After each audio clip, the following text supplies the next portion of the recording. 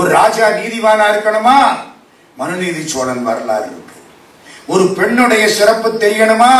திலகவதி, புனிதவதி, கமலவதி, இயற்பகை நாயனார் மனைவி, சந்தனத்தாதி, திருவெண்காட்டு நங்கை, சங்கிலி, பறவை, மானக்கஞ்சாரர் மகள், பட்டியலே போடலாம். அத்தனை பெண்கள் பெரிய புராணத்தில் வந்து கூந்தலை கேட்ட அப்படியே எடுத்து கொடுக்கிறா. மானக்கஞ்சாரர் மகள். கணவர் இறந்து போய் கிடக்கிறாரு. சுந்தரமூர்த்தி சுவாமிகள் வர்றாரு, வரவேற்க போறார். இவரை சுத்தி வச்சு விட்டு யாராவது செய்வோமா? கணவர் இறந்து போயிட்டாரு. ஏயர்கோன் கலிக்காம நாயனார். சுந்தரமூர்த்தி சுவாமிகள் தெருவில் வர்றாரு, அவரை வரவேற்கணும். இறந்த கணவரை சுருத்தி வச்சுட்டு வரவேற்க போறார். இவளது மனசு யாருக்காவது வருமா? வீட்டுக்காரன் உன்னை தூக்கி கொடுத்துட்டேங்கிறா இயற்பக நாயனார் மனைவி. சரின்னு ஏத்துக்கிட்டு அவர் பக்கத்துல போய் நின்று இறைவாங்கிறா. நீ சிவபெருமான்னு கண்டுபிடிச்சுட்டா. யாரு? இயற்பக நாயனார் மனைவி. திலகவதியார் நிச்சயம் பண்ணன மாப்பிள்ள இறந்து போட்டாரா, எனக்கு இவர் தான் கணவர், கடைசி காலம் வரைக்கும் அம்பொன் மணி நூல் தாங்காது அனைத்து உயிர்க்கும் அருள் தாங்கி தம்பியார் உளராக வேண்டும் என்ற தயாவினாலே வாழ்கிறாள் திலகவதி. எல்லாம் முந்தி சொல்லிட்டேன். பெரிய புராணம் நிறைய பேசிட்டோம். தொண்டு அப்பர் சுவாமி, பக்தி கண்ணப்ப நாயனார். அதுக்கு மேல கிடையாது சார். கண்ணப்பன் ஒப்பதோர் அன்பு இன்மை கண்டபின். அந்த அளவுக்கு பெரிய புராணத்துல என்ன இல்ல எல்லாம் இருக்கு. ஒரு பிள்ளை எப்படி இருக்கணும்? எங்க அப்பா என்ன அடியார்களுக்காக ஒரு இலை எடுக்க சொன்னார். ஆகா, எங்க அப்பா எனக்கு நல்ல வேலை கொடுத்திருக்கார். நல்லதாய் தந்தை ஏவ நான் இது செய்ய பெற்றேன். அப்பூதி அடிகளுடைய பிள்ளை. பிள்ளைன்னா அப்படி இருக்கணும். இதெல்லாம் அப்பப்ப சொல்லியாச்சு. பெரிய புராணம் நம்முடைய வாழ்க்கைக்கு எல்லா வழியிலும் வழிகாட்டுகிறது. தொண்டு தியாகம். அடே அப்பா, கண்ண தியாகம் பண்ணவர் கண்ணப்பர், பிள்ளைய தியாகம் பண்ணவர் சிறு தொண்டர், கூந்தல தியாகம் பண்ணவ மானக்கஞ்சாரர் மகள், கணவனை தியாகம் பண்ணவ ஏயர்கோன் கலிக்காம நாயனார் மனைவி. முழுக்க தியாகம். அத்தனை பேர் எல்லாம் பெரிய புராணத்திலே இருக்கு. பெரிய புராணம் படிச்சீங்கன்னா வேற எதுவும் வேண்டாம், அது மட்டும் போதும் நாம் நன்றாக வாழ்வதற்கு. இவ்வளவுதான் பெரிய புராணத்துக்கு நான் கொடுக்கிற நேரம். இப்போ வேகமா திருவிளையாடல் புராணத்துக்குள்ள போறேன். அது மதுரை மீனாட்சியின் பெருமை. மதுரைக்கு என்ன பெருமை? மீனாட்சி பராசக்தி அப்படியே தளர்பளம்பா நிற்கிறார். ஒன்னு போய் கேட்டீங்கன்னா அள்ளி கொடுப்பான். இந்த மாதிரி ஒரு வரப்பிரசாதம் எங்கேயும் பார்க்க முடியாது. நீ ஆணா இருந்தாலும் சரி, பெண்ணா இருந்தாலும் சரி, வெள்ளக்காரனா இருந்தாலும் சரி, தமிழாளா இருந்தாலும் சரி, காலில் விழுந்து கும்பிட்டா வாரி வழங்கக்கூடியவள் மீனாட்சி. கயல் கண்ணி. பின்னால 10 மீன் வருமா குஞ்சு. இந்த தாய் மீன் முன்னால போகுமா. அப்படி இந்த கண்ணால லேச கயற்கண்ணால பார்க்குமா. அந்த குஞ்சுக்கெல்லாம் வயிறு நிரம்பிடுமா. அதனாலதான் அவளுக்கு என்ன பேரு? கயல் கண்ணி. மதுரையை பொறுத்த மட்டும் அந்த பராசக்தி நிறைய திருவிளையாடல் செய்தாள். எம்பெருமான் பண்ண திருவிளையாடல் பூரா இவ பண்ணன காரியம். ஆமா, அவரு வெளியில வரமாட்டாரு எப்பவும். சிவபெருமானுடைய அருட்சக்தி தான் இவ்வளவு வேலையும் செய்யும். சிவபெருமான் அசைய மாட்டார். கைனடிக் எனர்ஜி, பொட்டன்ஷியல் எனர்ஜிங்கிற பாருங்க. இயங்கு சக்தி, நிலை சக்தி. நிலை சக்தி யாரு? சிவபெருமான். இயங்கு சக்தி யாரு? அம்பாள் பராசக்தி. எப்போ சிவபெருமான் வடிவம் எடுத்து வெளியில வந்துட்டாரோ அப்பவே அவர்தான் பராசக்தின்னு அர்த்தம். திருவிளையாடல் புராணம் அங்கே தொடங்கிற்று. பரஞ்சோதி முனிவர் எழுதினார், கடவுள் மாமுனிவர் எழுதினார், திருவாத ஊரர் புராணத்தை வேறு இன்னொருத்தர் எழுதினார். இது எல்லாமே கிட்டத்தட்ட ஒரு மாதிரி இருக்கும். ஒரு முக்கியமான செய்தி சொல்லட்டுமா? பரஞ்சோதி முனிவர் எழுதிய திருவிளையாடல் புராணம் சொக்கலிங்க பெருமான் நடத்திய 64 திருவிளையாடல்களை பட்டியல் போட்டது. அதுல ஒரு விஷயம் என்ன தெரியுமா? முதல்ல வாதவூரர் வரலாறு வருது. அதாவது ஒரு 50-60 திருவிளையாடலுக்கு அப்புறம். வாதவூரர்னா யாரு? மாணிக்க வாசக சுவாமி. வாதவூரனுக்கு உபதேசித்த படலம். வாதவூரர் பெருமை. அப்புறம் பாண்டியன் சுரந்தீர்த்த படலம் திருஞான சம்பந்தர் வரலாறு வருது. அதனால ஒருத்தர் சொல்றார், காலத்தினாலே முற்பட்ட மாணிக்க வாசகரை முதலில் சொல்லி காலத்தினாலே பிற்பட்ட சம்பந்தரை பின்னால் சொன்னார்கள் என்கிறார். பரஞ்சோதி முனிவர் திருவிளையாடல்ல பாடுற பொழுது முதல்ல ஒரு 40-50 திருவிளையாடலுக்கு அப்புறம் மாணிக்க வாசகர் கதையை சொல்ற நரி பலியாக்கிய படலம். அப்புறம்தான் சம்பந்த சுவாமி மதுரைக்கு வந்தது, பாண்டியன் சுரம் தீர்த்தது, அதெல்லாம் பின்னால்தான் சொல்றார். அதனாலே காலத்தினால் முற்பட்டவர் மாணிக்க வாசகர் அப்படின்னு ஒரு கட்சி இருக்கு. இருக்கட்டும். மதுரை கோயிலுக்குள்ள போனா 16 சித்தர்கள் சமாதியாகி இருக்கிறார். பௌர்ணமி அன்னைக்கு ராத்திரி 8 மணிக்கு அத்தனை சித்தர்களும் எழுவார்கள். அதனால பௌர்ணமி அன்னைக்கு ராத்திரி 8 மணிக்கு மீனாட்சி கோயிலுக்கு போனா அந்த சித்தர்கள் பார்வை நம்ம மேல படும். அந்த கோயிலுக்கு அவளது பெருமை. ஒவ்வொரு பௌர்ணமியும் உள்ள போகணும். அன்னைக்கு கூட்டமா தான் இருக்கும். முந்தி நாங்கெல்லாம் நிம்மதியா போனோம். இப்ப ஒரு நாளைக்கு 1,00,000 பேர் வர்றாங்க. கோயில் தாங்க மாட்டேங்குது. அவ்வளவு கூட்டம் போயிட்டு இருக்கு. எல்லாம் போக கும்பிட வரிசையில நிக்க ரொம்ப பாடா இருக்கு. ஆனா ஏத்தன்ஸ் ஆஃப் சவுத் இந்தியான்னு அதுக்கு பேரு. ஒரு பக்கம் அம்பாள், ஒரு பக்கம் சொக்கலிங்க பெருமான். இது ஒரு சந்நிதி, அது ஒரு சந்நிதி. சொக்கலிங்க பெருமான் சந்நிதியை ஒரு ஆள் வந்து பார்த்தா ரொம்ப நாளைக்கு முன்னால. வெளிநாட்டில இருந்து வந்தவர். இந்த கோயில்ல ஒரு பெரிய சித்தர் சமாதி இருக்காம்னார். நாங்க எல்லாம் கூட்டிட்டு போய் காமிச்சோம். இது இல்லை, அதுவும் இல்லை. ஏதோ ஒரு கணக்கு போட்டுக்கிட்டு வந்துட்டாரு. நாங்க காட்டுற இடமெல்லாம் இல்லைங்கிறாரு. சித்தர் சமாதிங்கிறாரு. அங்க ஏகப்பட்ட சித்தர் சமாதி இருக்கு. என் கணக்கு சரியா இருந்தா 16 சித்தர்கள் சமாதி இருக்கு ஒரு கோயிலுக்குள்ள. மீனாட்சி அம்மன் சந்நிதியில முன்னால ஒரு கொடிமரம் இருக்கும். அந்த கொடிமரத்துக்கு கீழே ஒரு சித்தர் சமாதி. அந்த கொடிமரத்துக்கு பக்கத்துல நின்று வேண்டினால் வேண்டியது நடக்கும். மீனாட்சி அம்மன் கோயில், கொடிமரம், ஒரு சித்தர் சமாதி. சொக்கலிங்க பெருமான் சந்நிதி முன்னால வெளியில ஒரு முரட்டு நந்தி இருக்கும். அது ஒரு சித்தர் சமாதி. சொக்கலிங்க பெருமான் சந்நிதி ஒரு மூலையில காசி விஸ்வநாதர்னு இருப்பார். அது ஒரு சித்தர் சமாதி. சொக்கலிங்க பெருமான சுத்தி வந்தா வெளியில நிறைய சிவலிங்கம் இருக்கும். அதெல்லாம் சித்தர்கள் சமாதி. இவ்வளவையும் கொண்டே காமிச்சு அந்த ஆளு இல்லைன்ட்டாரு. எங்களுக்கா ஒண்ணு. இதெல்லாம் விட பெரிய ஒரு சமாதி இருக்கு, ரொம்ப ஆற்றல் வாய்ந்தது. அந்த சமாதி தான் இந்த கோயிலுக்கு இவ்வளவு பெருமையை கொடுக்குது. கணக்கெல்லாம் போட்டு விட்டு கடைசியா சொன்னாரு, இங்க எங்கேயாவது 50 சிவலிங்கம் இருக்காரு. எங்களுக்கு புடிவட்டுருச்சு. 51 சிவலிங்கம் இருக்கு. சொக்கலிங்க பெருமான் சந்நிதிக்கு இடது பக்கம் 51 சிவலிங்கம் இருக்கு. அந்த 51 சிவலிங்கத்துக்கு மேல போர்டு என்ன தெரியுமா? அட்சரலிங்கம். அந்த காலத்திலே தமிழ் எழுத்து 51. இன்னைக்கு மேல இல்ல. தமிழ் எழுத்து மொத்தம் எத்தனை? அதுவே சந்தேகம். 247. சரிதானா?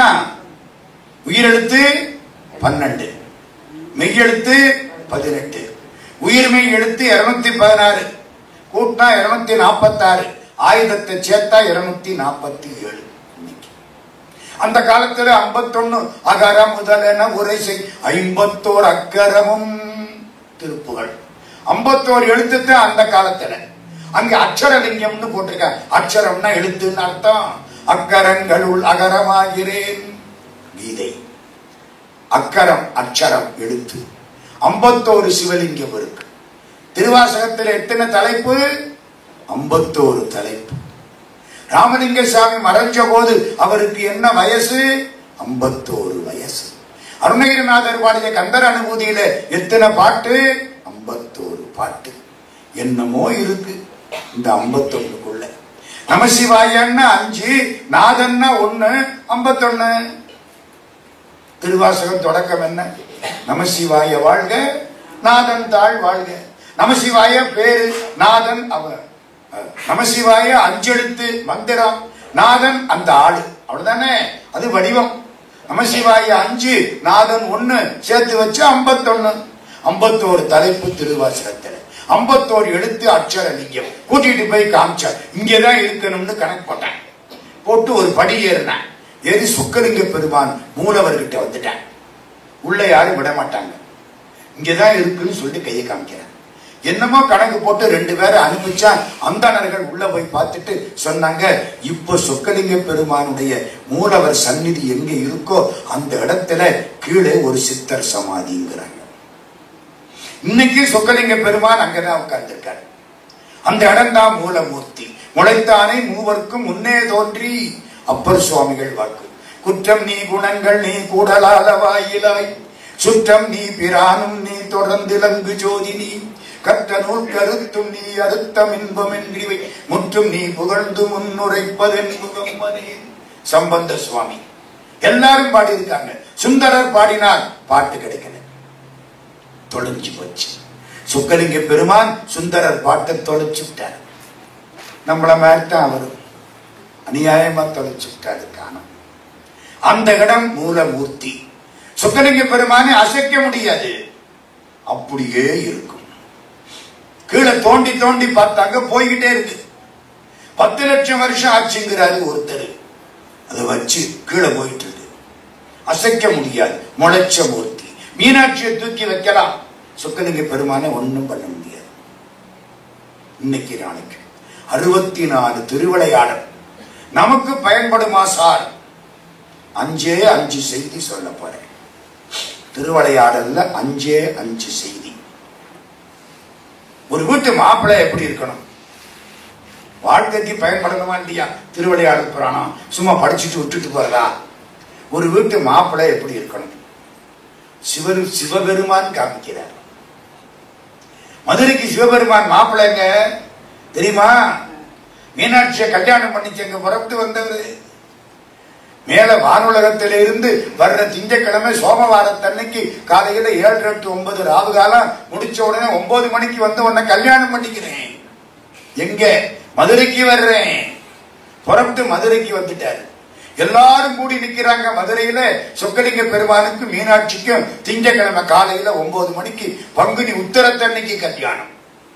பங்குனி உத்தரம் நமக்கு கடைசி பௌர்ணமி வருஷத்துல.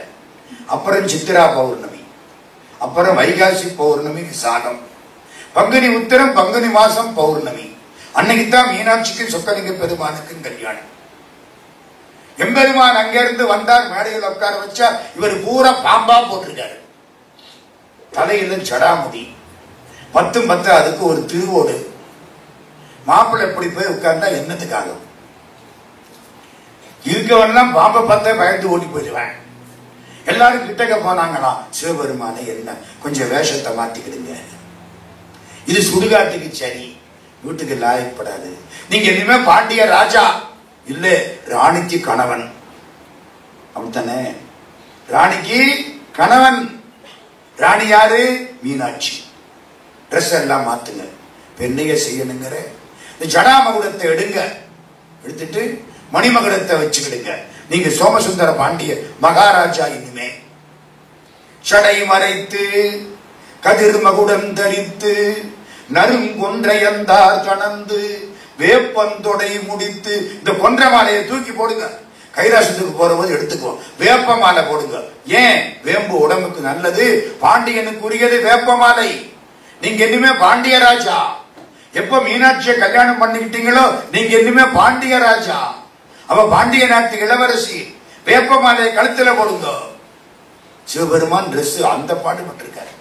சடை மறைத்து கதிர்மகுடன் தரித்து நறுங்கொன்றையந்தா கடந்து வேப்பந்தொடை முடித்து விடனாக கலநகற்றி மாணிக்க சுடற்பூன் ஏந்தி. இந்த பாம்பை எல்லாம் தூக்கி போடுங்க. மாணிக்கத்தை கழுத்துல போட்டுக்கிடுங்க. மாணிக்கம் விற்ற படலாம் பின்னால வரப்போகுது. கழுத்துல மாணிக்க மாலையை போடுங்க. அழகா போட்டாரா? அழகா இருக்கு. அவரு அழகா இருக்காரா? மாணிக்கம் அழகா இருக்கா? சிவபெருமானுக்கு போட்டா மாணிக்கம் அழகா இருக்கு.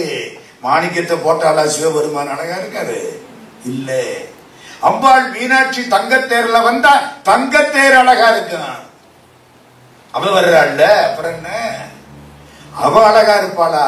தங்கத்தேருதான் அழகா இருக்க. அவ அழகுக்கு ஒருவரும் ஒவ்வாத வண்டி அருமறைகள் படகிச்சி வந்த பதம் புயத்தாள். அவளுக்கு என்ன தங்கரதாம்? அவளது அழகு இவர் சடை மறைத்து கதிர்மகுடன் தரித்து நறுங்குன்ற எந்தா கணந்து வேப்பந்தொடை முடித்து விடனாக கலன் பாம்பு கலன் அகற்றி மாணிக்க சுடற்பூன் ஏந்தி விடை நிறுத்தி கயல் எடுத்து விடை கொடி ரிஷப கொடி தூக்கி வைங்க. அது கைலாசத்துக்கு தான். இங்க மீனக்கொடி, பாண்டியனுக்குரிய கொடி என்ன? மீன் கொடி. மீன் கொடிய கையில வச்சுக்கிடுங்க. இவ்வளவு டிரெஸ் மாத்தி இருக்காரு மீனாட்சிய கல்யாணம் பண்ணிக்க. அப்பவே தெரியுது ஒரு நல்ல பொண்ணு கிடைக்கணும்னா கணவன் இவ்வளவு பாடுபட வேண்டியிருக்கு. எவ்வளவு மாற்றம் பாருங்க. எதுக்கா பாடுறாரு? வழுதி மருமகனாகி. பாண்டியனுக்கு மருமகனாகிறதுக்கு சிவபெருமான் இந்த பாடுபட்டிருக்கார்.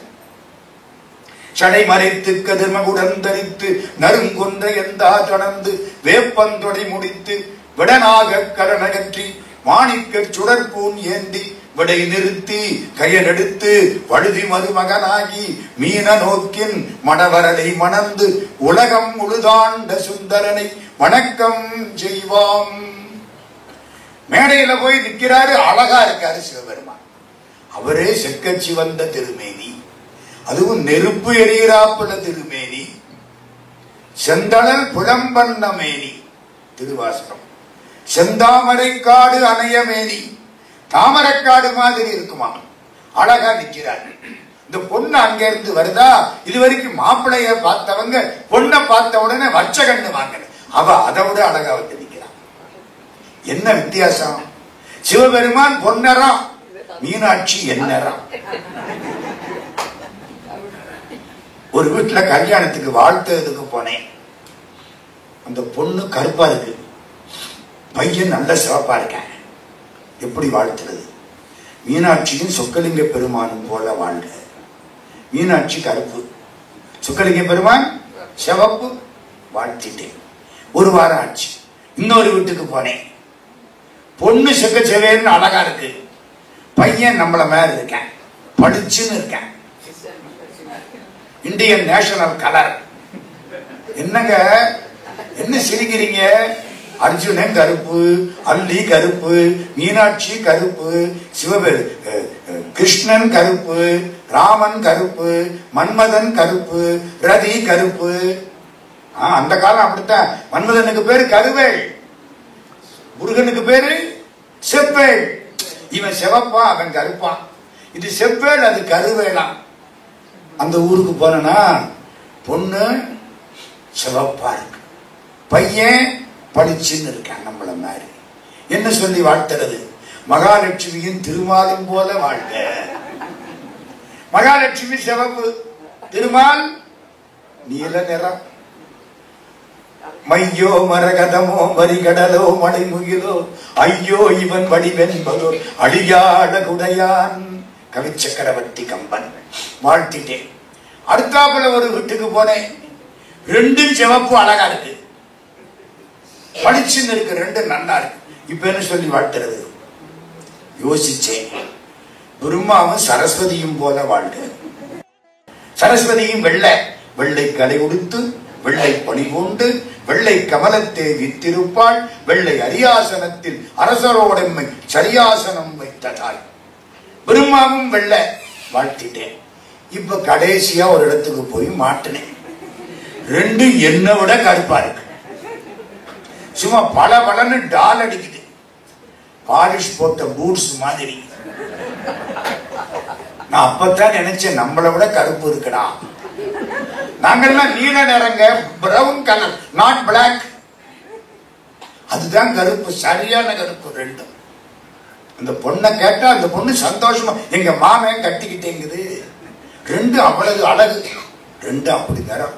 பொண்ணை பார்த்தா என்ன சொல்லுவான்? உங்க வீட்டுக்காரர் என்ன நிறம்னு கேட்டாங்களாம். அந்த பொண்ணு அழகா சொல்லிச்சான். வீட்டுக்காரர் எப்படி தெரியுமா?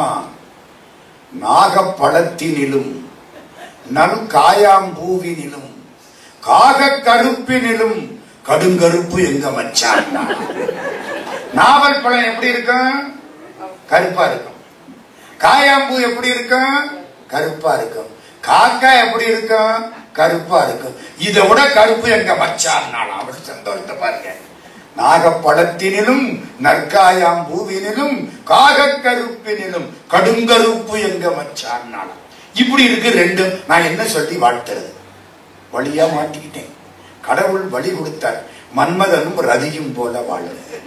மன்மதனும் கருப்பு, ரதியும் கருப்பு. நம்ம ஆளு புராணத்துல இவ்வளவு வசதி பண்ணி கொடுத்திருக்காங்க பார்த்தீங்களா? ஜோடி அப்படி சேர்த்து விட்டுருக்காங்க எல்லாத்துக்கும். இப்ப மீனாட்சி நீல நிறம், எம்பெருமான் சிவப்பு நிறம். ரெண்டும் பக்கத்துல பக்கத்துல உட்கார்ந்தா எல்லாருக்கும் பிறவி புண்ணியம் கிடைச்சுதான். பிள்ளையார் பிடிக்கல, பிள்ளையாரே வந்து உட்கார்ந்துட்டார். பிரம்மா பக்கத்துல வந்து உட்கார்ந்து இருக்கார். மீனாட்சியினுடைய தாயாருக்கு காஞ்சனமாலைன்னு பேர். இந்த பொண்ணை வளர்த்த புண்ணியவதி. இந்த பொண்ணு நெருப்புல வந்த பொண்ணுங்க, அக்னியில வந்த பொண்ணு மீனாட்சி. வயிற்றில இல்ல, அவளை வயிற்றில யாரு வச்சுக்க முடியும்? உலகத்தை எல்லாம் காப்பாற்றக்கூடிய பராசக்தியை வயிற்றில வச்சுக்க முடியுமா? அகிலாண்ட கோடி உலகின்ற பின்னையும் கண்ணியன மறைவேசும் ஆனந்த ரூபமயிலே அவளை வயிற்றில வச்சுக்க முடியாது. அக்னியில வந்த பொண்ணு கல்யாணம் முடிஞ்சது, தாலி கட்டியாச்சு. கட்டி முடிச்சா மாப்பிள்ளையும் பொண்ணு உட்கார்ந்து இருக்காங்க. எல்லாரும் சாப்பிட்டாச்சா? இவரு கேட்கிறாரு. எல்லாரும் சாப்பிட்டாச்சு. வீதி எல்லாரும் சாப்பாடு. அன்னக்குழி மண்டபம்னு பேரு. மண்டபம் நிறைய சோறு போட்டு வச்சிருந்திருக்காங்க. இன்னைக்கு இருக்கு மண்டபம். அவ்வளவு சாப்பாடு, அத்தனை பேருக்கும் சாப்பாடு. நிறைய சாப்பிட்டாங்க. கல்யாணம் விடுனா நல்ல சாப்பாடு இருக்கணுமே. சாப்பிட்டாச்சு. எல்லாரும் சாப்பிட்டாச்சா? சாப்பிட்டாச்சு.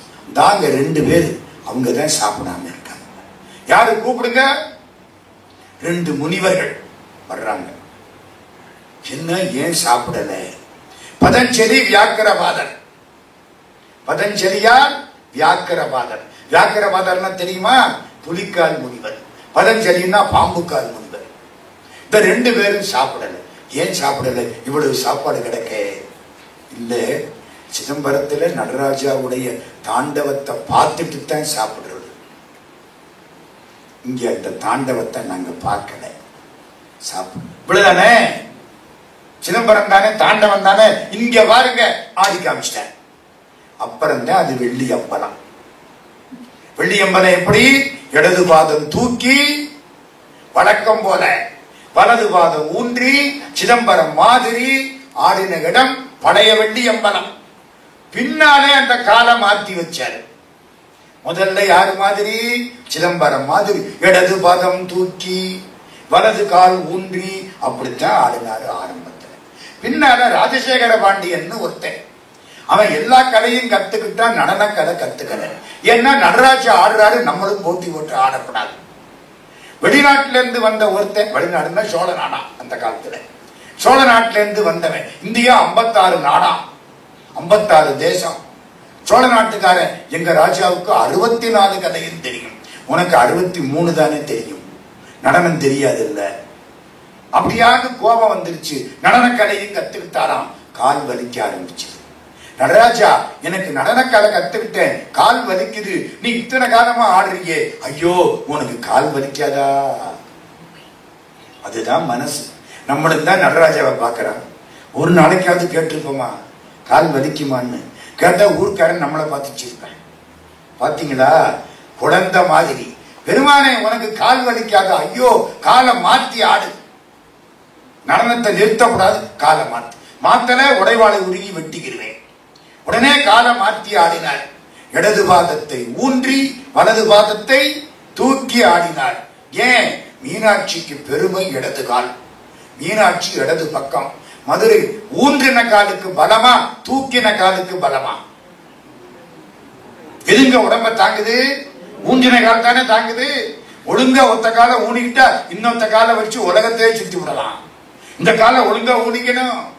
ஊன்றிய கால் இடது கால். எங்க? கால் மாறி ஆடிய படலம். மீனாட்சி அவளுக்கு தானே அங்க பவர். அதனால அந்த காலை ஊனிட்டார். இடது காலை ஊன்றி வலது பாதம் தூக்கி பின்னாலே ஆடிய ஆட்டம். அம்பாளுக்கு பெருமை கொடுத்து, கல்யாணத்தில் பெண்ணுக்கு பெருமை கொடுத்து ஆடிய ஆட்டம். இப்பவும் கல்யாணத்துல போய் முடிச்சதுக்கு அப்புறம் ஒரு 10 மாசம் கழிச்சு அந்த பயலை கூப்பிட்டு உங்க வீடு எப்படிரா, மதுரையா சிதம்பரமா? தெரியுது இல்ல? மதுரைன்னா அம்பாளுக்கு தான் முதல் மரியாதை, வீட்டுக்காரி தான் ஆளினால், இவன் பின்னாலே இவன் போக வேண்டியதான். சிதம்பரம்னா அவருக்கு தான் மரியாதை, சிவகாமி பின்னாலே போக வேண்டியதான். சில பையன் என்ன சொல்லுவேன், சிதம்பரம்னு பொய் சொல்லுவேன்.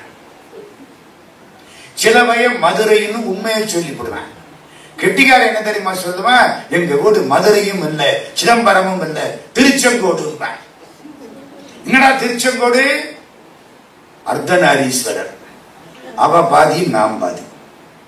இந்த வீட்டு விஷயம் பூரா அவ பார்த்துக்குவா, வெளி விஷயம் பூரா நாம் பார்த்துக்குவேன். அதான் குடும்பம் நல்லா இருக்கும். புரியுதா? இருங்க, மீனாட்சிக்கு சொக்கலிங்க பெருமானுக்கு கல்யாணம் ஆச்சு. இந்த ஆடுற நடனம் ஆடினார். 2 முனிவர்களும் பார்த்துட்டு சாப்பிட்டாங்க. பார்த்தா மாப்பிள்ளை வேலை பார்க்க போறாங்க. சிவபெருமானும் அம்பாளும் உட்கார்ந்து இருக்காங்க. அம்பாளுடைய தாயாருக்கு என்ன பேரு சொன்னேன்? காஞ்சனமானை. அங்கிருந்து வெக்கப்பட்டுக்கிட்டு வாரார். மாப்பிள்ளையை கண்டா மாமியார் அந்த காலத்துல வெக்கப்படுறது. இப்ப மாமியாரை கண்டாத்தான் மாப்பிள்ளை வெக்கப்படுறாரு. தலையிட மாறி போச்சு. கால் மாறி ஆடிய படம் இப்ப நடந்துருச்சு. அப்படி ஏன் அந்த அம்மா வெக்கப்பட இந்த சேலையை அப்படி இழுத்து போர்த்திக்கிட்டு வந்து நிக்கிறா. மீனாட்சிட்ட வந்து நிக்கிறா. என்னம்மா? இல்ல ஒண்ணும் இல்ல, நான் ஒண்ணு சொல்லணும்னு நினைக்கிறேன். சொல்லவா வேண்டாமா? சும்மா சொல்லுமா. இல்ல, நிறைய சாதம் சமைச்சோம், கண்டவாதுல சமைச்சோம். உங்க வீட்டுக்காரரோட வந்த பூதங்கள்லாம் சாப்பிட்டு இன்னும் நிறைய மிச்சம் கிடக்கு. அன்னக்குழி மண்டபத்துல பாதி சோறு அப்படியே இருக்கு. எங்க பார்த்தாலும் காய்கறியா கிடக்கு. சாம்பார் அண்டா அண்டாவா கிடக்கு. மோரு 10 அண்டாவில இருக்கு.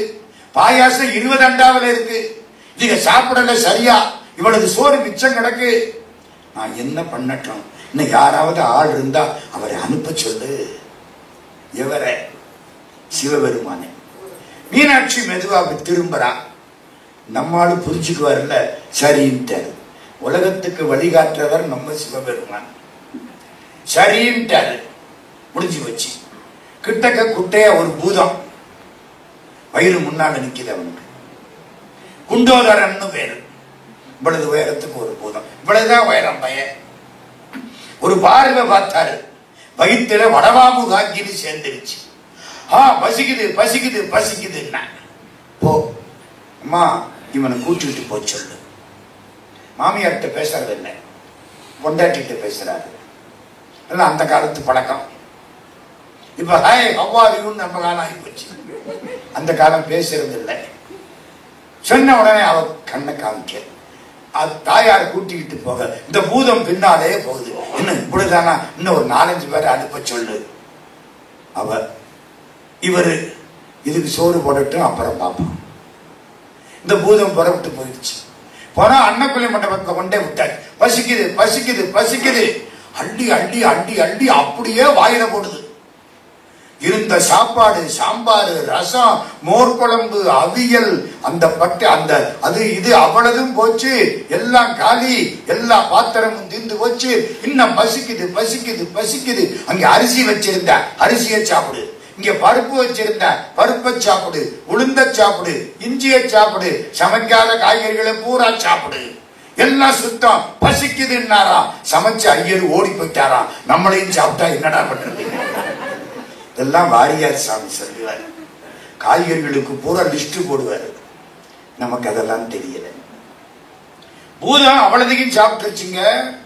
சாப்பிட்டா சுத்தம்.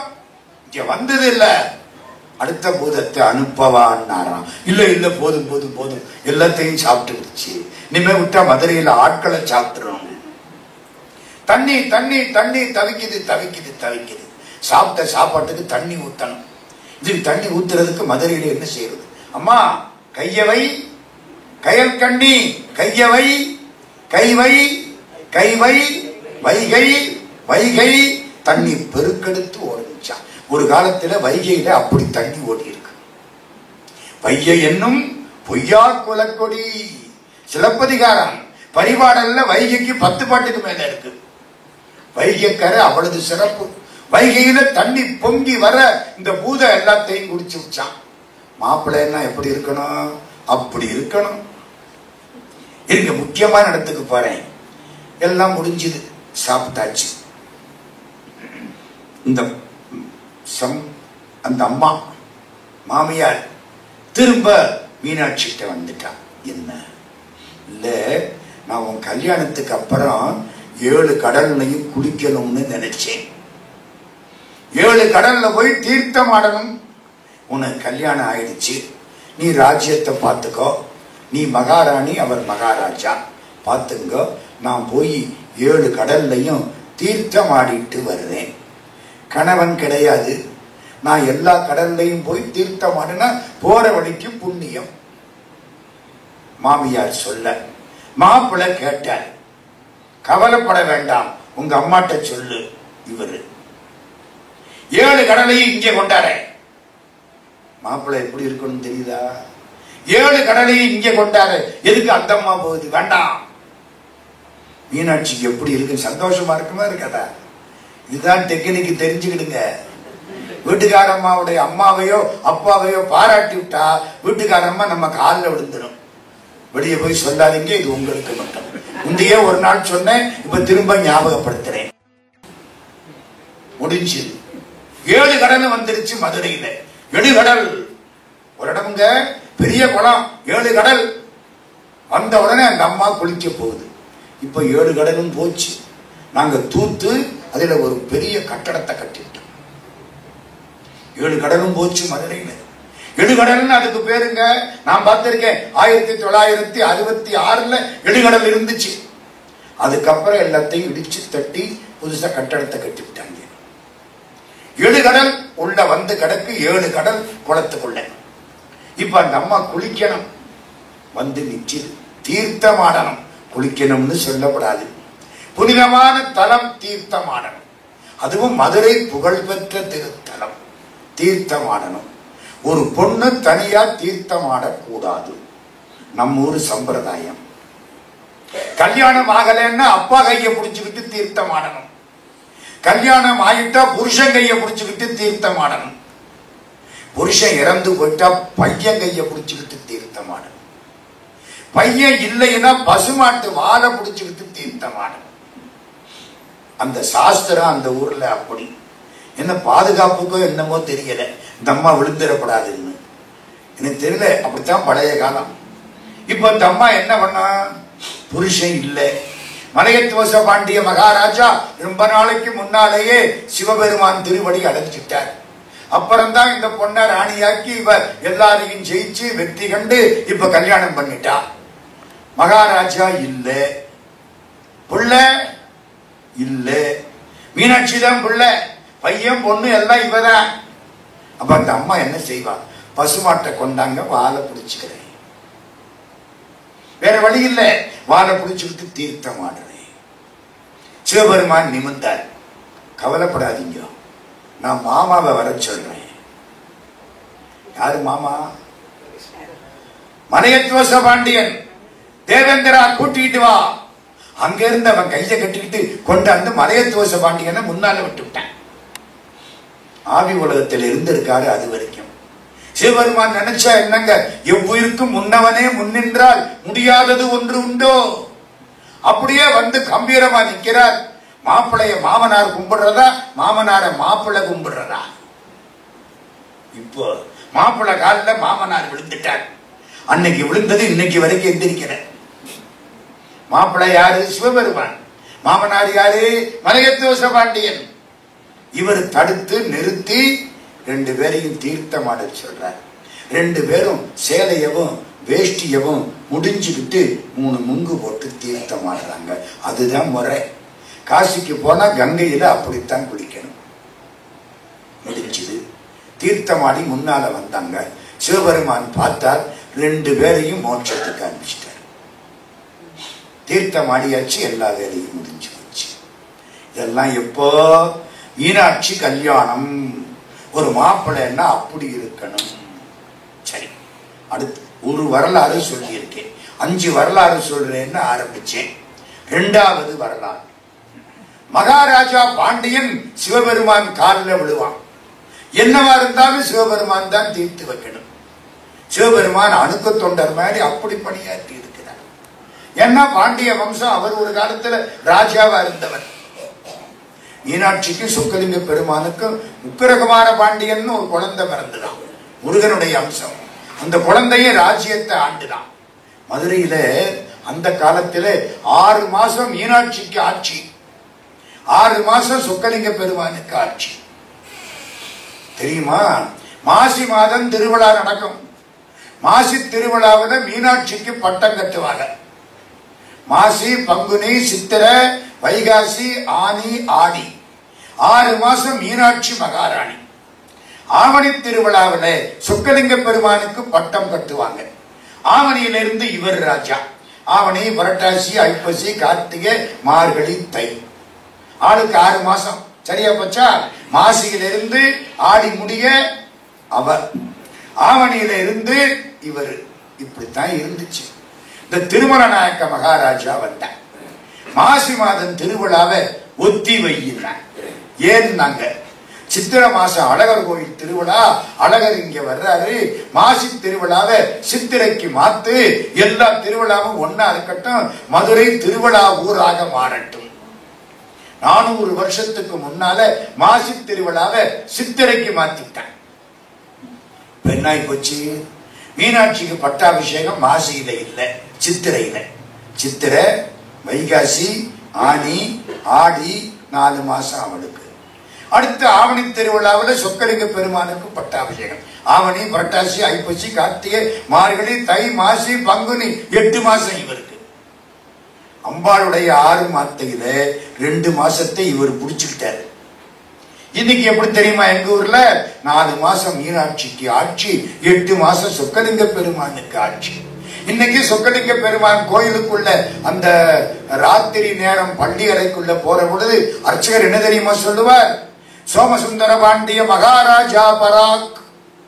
சோமசுந்தர பாண்டிய கடவுள் இல்லை, சோமசுந்தர பாண்டிய மகாராஜா பராக். ஒரு பாண்டிய ராஜா, இந்த வம்சத்தில வந்தவன். என்ன பெருமை! மீனாட்சியும் அரசாட்சி பண்ணனா, சொக்கலிங்க பெருமான அரசாட்சி பண்ணனார், பிள்ளையா வந்த முருகனு அரசாட்சி பண்ணனா, 3 பேர் அரசாட்சி பண்ணன ஊர் மதுரை. அதனாலதான் துவாதசாந்த தலம் மதுரை. தலைக்கு மேலே 12 அங்குலம் அந்த இடம் மதுரை. மதுரையில ஒரு பாண்டிய ராஜா. ஒரு நாள் அவனுடைய சபைக்கு ஒரு கேஸ் வந்துருச்சு. என்ன கேஸ்? ஒரு பிராமணர் பெண்டாட்டிய கையில தூக்கிட்டு வர்றார். கர்ப்பிணி பொண்ணு, அம்பு பாஞ்சி செத்து கிடக்கிறான். பிணத்தை தூக்கிட்டு வந்து ராஜாட்ட போட்டுட்டார். ராஜா என்னன்னு கேட்கிறார். நான் வெளியூர்ல இருந்து மதுரைக்கு வந்தேன், இது என் பெண்டாட்டி, கர்ப்பிணி பொண்ணு, 9 மாசம், 2 பேருமா நடந்து வந்தோம். இந்த மதுரைக்கு முன்னாலே மேலூர்னு ஒரு ஊர் இருக்கு, அந்த மேலூருக்கு வந்தோம். அவளை ஒரு மரத்தடியில உட்கார வச்சிருந்தேன். நான் போய் தண்ணி கொண்டுகிட்டு வாரேன்ட்டு போனேன். தண்ணி கொண்டுகிட்டு வந்து பார்க்கிறேன், அம்பு பாஞ்சி செத்து கிடக்கிறா. யாரோ அம்பு விட்டு விட்டான், தெரியல, என் பொண்டாட்டி செத்து போயிட்டா. பிராமணர், யாரு மேலேயாவது சந்தேகம் இருக்கா? சுத்தி சுத்தி பார்த்தேன், பின்னால ஒரு வேடன் நின்னா, அவன் மேலதான் சந்தேகம். அவனையும் புடிச்சுக்கிட்டு வந்திருக்கேன், வெளியே நிக்கிறான். கூப்பிடு வேடனை. வந்தாச்சு. நீதான் அம்பு போட்டியா? சாமி சத்தியமா நான் போடல. இப்ப என்ன பண்றது? இந்த பொண்ணு எப்படி இருந்துச்சு? எந்த இடத்துல வேடன் நின்றுக்கான் பின்னால, சந்தேகத்துல கொண்டு வந்தாச்சு. நீதி மாறக்கூடாது. பாண்டிய ராஜா, மன்பதை காக்கும் தென்புலங்காவல் என் முதல் பிழைத்தது. எளியடியன் சொல்றான், பாண்டிய நாட்டு அரசாட்சி என்னை முதல்வனாக கொண்டு செங்கோல் இப்பொழுது தெரிந்து விட்டது. இதுவரைக்கும் யாரும் செங்கோலை மாத்தல, செங்கோலை வளைக்கல, நீதியை தப்பா சொல்லல. நான் தான் முதல்ல நீதியை தப்பா சொல்லிவிட்டேன். மன்பதை காக்கும் தென்புலங்காவல் என் முதல் பிழைத்தது, கெடுக என் நாயுள். சிலப்பதிகாரம்.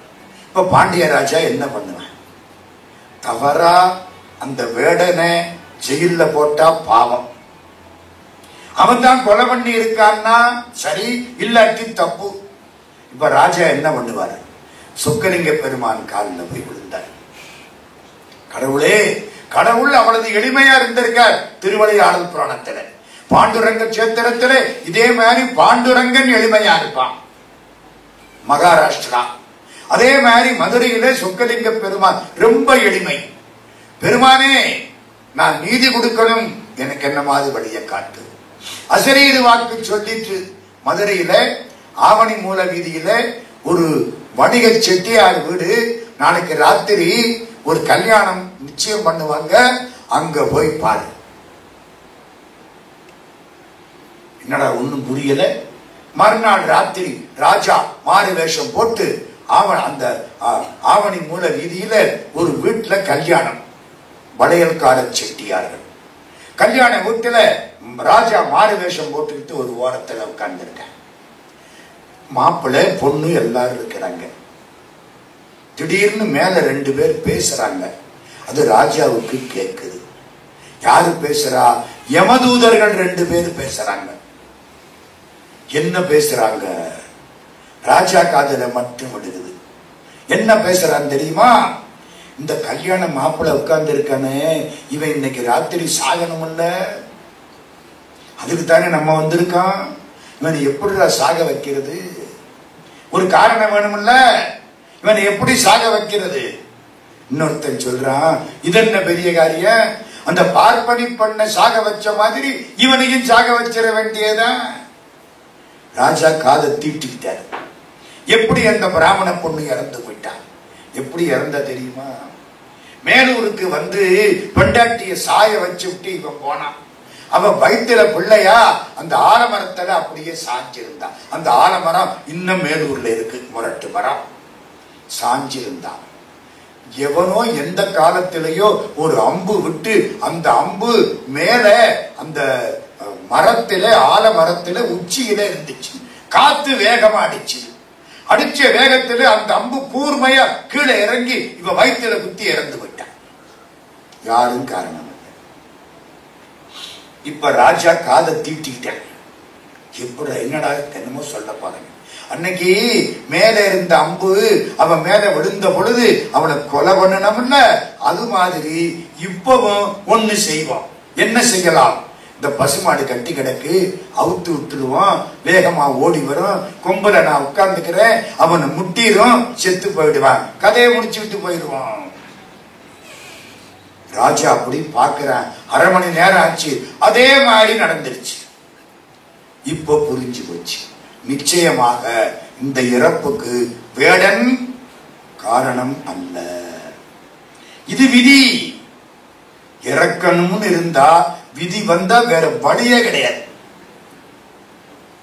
வசிஷ்டர்கிட்ட ஒரு பையன் இருந்தானா, சிஷ்ய பிள்ளை,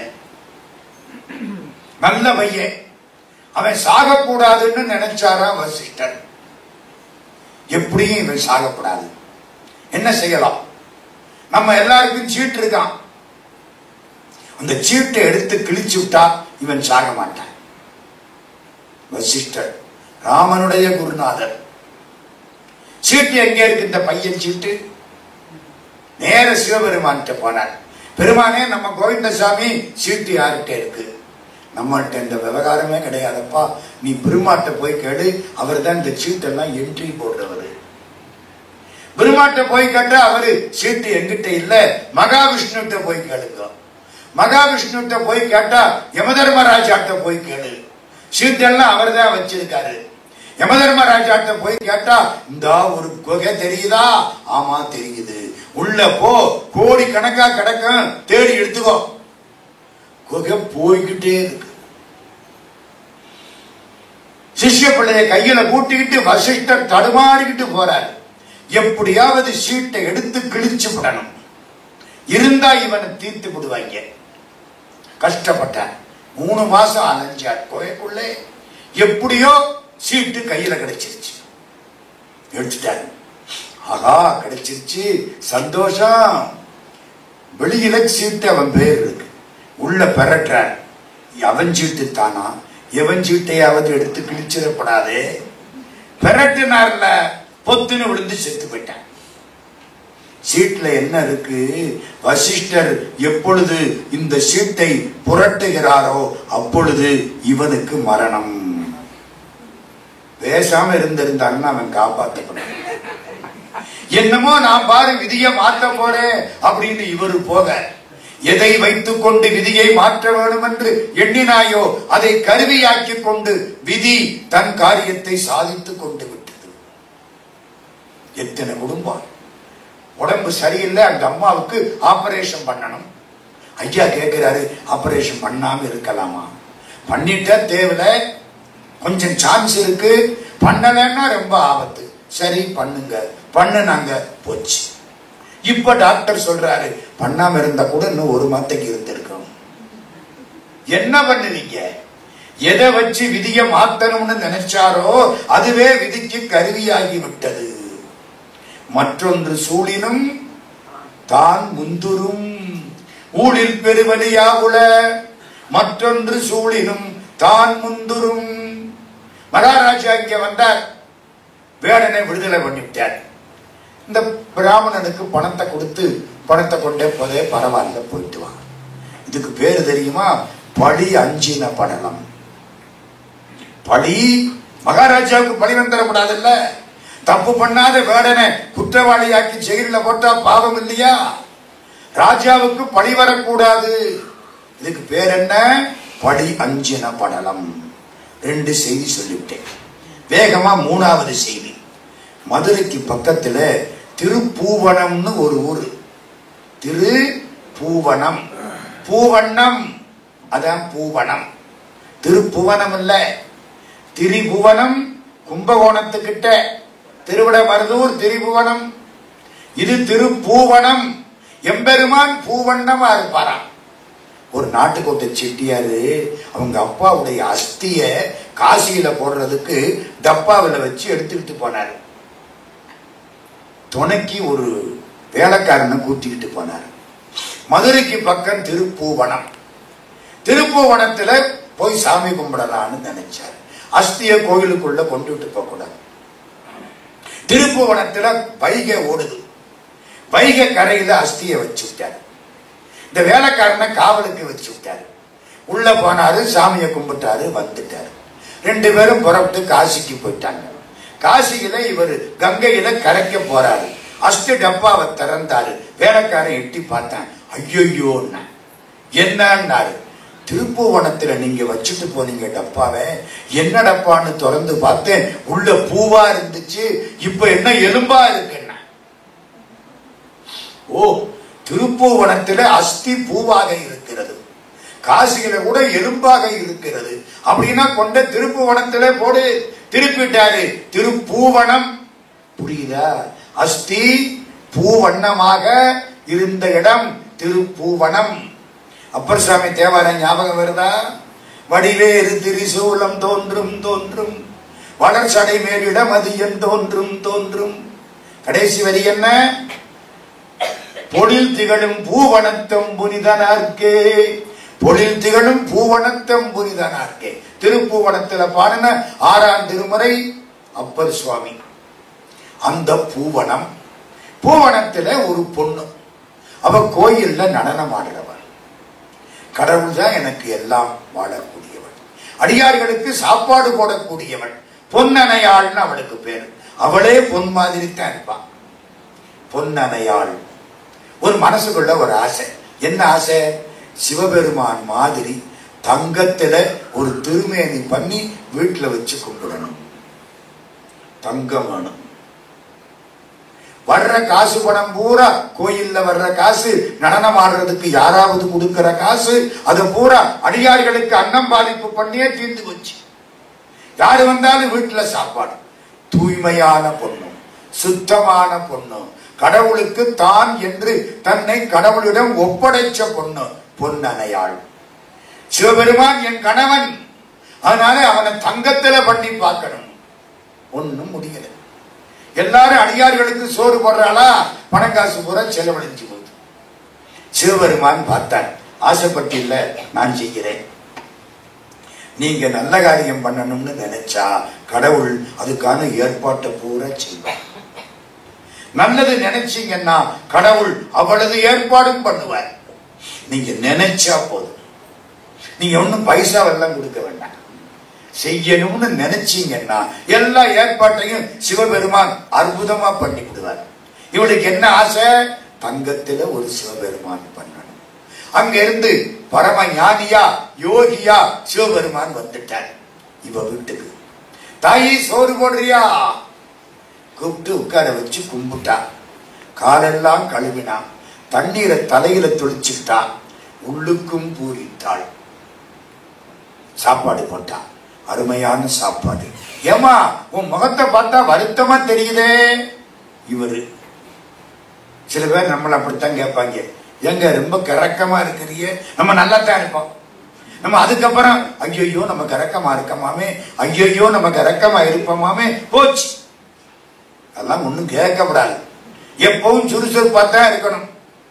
பெசிமிசம் ஆப்டிமிசம் எது தேவை? ஆப்டிமிசம். ஒரு பையன் வேகமா ஓடுனான்னா கெட்டிக்கார பையடா நல்லா ஓடுறான் சுறுசுறுப்பானவன் அப்படித்தான் சொல்லணும். ஐயோ ஓடுறானே விழுந்தா முழங்கால் போயிருமே சொல்லப்படாது. இது பெசிமிசம், அது ஆப்டிமிசம். என்ன சொல்றாரு? உன்னை பார்த்தா கொஞ்சம் வருத்தமா தெரியுது. இல்ல ஒண்ணும் இல்ல. ஏமா சும்மா சொல்லு. சிவபெருமானுக்கு தங்கத்துல ஒரு திருமேனி பண்ணணும்னு ஆசைப்பட்டேன். சாப்பாடு போட்டே எல்லாம் போகுது. அடியார்கள் என் வீட்டுக்கு நல்லா வர்றாங்க. நல்லா சாப்பாடு போடுறேன். நான் தங்கத்துக்கு எங்க போவேன்? நான் கடவுள் தான் என்ன காப்பாத்தணும். கவலைப்படாத. வீட்டுல பாத்திர மண்டம் இருக்கா? இருக்கு. எடுத்துக்கொண்டா. அண்டா குண்டா டப்பா டவரா அவ்வளதையும் கொண்டாந்து ஒரு எக்ஸிபிஷனே வச்சுட்டான். இருந்தத பூரா தகரம் தாமரம் இரும்பு செம்பு எல்லாம் வந்துருச்சு. கவலைப்படாதே, நான் பார்த்துக்கிறேன். இந்த அவளதுக்கு மேல விபூதிய போட்டாரு. மூடி வைக்கி. இந்த திரவத்தை தர்றேன், காலையில அதுல ஊத்தி வை. ஊத்தி வச்சாலா இவர் மறைஞ்சிட்டாரா அவளது தங்கம் ஆயிடுச்சு. இந்த தங்கத்தை வச்சு நீ அத மாதிரி ஒரு திருமேனி பண்ண. ஆளை கூட்டிக்கிட்டு வந்தா தங்கத்தை வச்சா அதே மாதிரி திருமேனி எம்பெருமானுக்கு பண்ணிட்டா. இவளது உயரத்துக்கு தங்க சிலை அழகா இருக்கு. கட்டி பிடிச்சு ஒரு முத்தம் கொடுத்தாளாம். அந்த சிலையில கன்னத்துல குழி விழுந்துருச்சான். பெருமான் இவளை தடுத்து ஆட்கொண்டாராம். இவ்வளவுதான் கதை. நான் கேட்டேன், அந்த சிலை எங்க இருக்கு? தங்கத்துல பண்ண சிலை, கன்னத்துல குழி விழுந்த சிலை எங்கே இருக்கு? மீனாட்சி அம்மன் கோயில்ல இருக்குன்னாங்க. வேகமா கோயிலுக்கு போனேன். எங்கன்னு கேட்டேன். இந்தா இருக்குன்னு காமிச்சாரு. சொதையில ஒரு சிற்பம் இருக்கு, மண் சிற்பம். அவளே நிக்கிறா. பக்கத்துல கன்னத்துல குழியோட அழகான பொம்மை நிக்குது. தங்கம் கடவுளுக்கு தான் தெரியும். எங்க போச்சு? திருவனந்தபுரம் பத்மசாமிகிட்ட தான் கேட்கணும், பத்மநாப சாமிகிட்ட தான் கேட்கணும். அங்க உள்ளதெல்லாம் எங்க போச்சோ அங்கதான் போயிருக்கும். முடிஞ்சு போச்சு. எம்பெருமான் நீங்க நினைச்சா வந்து நினைப்பை ஒழுங்கு பண்ணி தான் உதவி செய்கிறான். கடவுள் நினைப்போடு வாழ்ந்தால் வாழ்க்கை சிறப்பாக இருக்கும். அடுத்த செய்தி, அது ரொம்ப அற்புதமான ஒரு செய்தி. ஒருத்தன் குழந்தை இல்லை, அவருக்கு ரொம்ப நாளா பிள்ளை இல்லை, சொத்து நிறைய கிடக்கு, வணிகன். இவ்வளவு சொத்துக்கும் பிள்ளை இல்லையே. என்னதான் இருந்தாலும் பிள்ளை இல்லைன்னா அது சொத்து சரியில்லை. பொன்னுடையரேனும் புகழுடையரேனும் மற்ற என்னுடையரேனும் உடையரோ இன்னடிசில் புக்களையும் தாமரைக்கை பூனாரும் செய்யவாய் மக்களை இங்கு இல்லாதவன் நலவன்பா.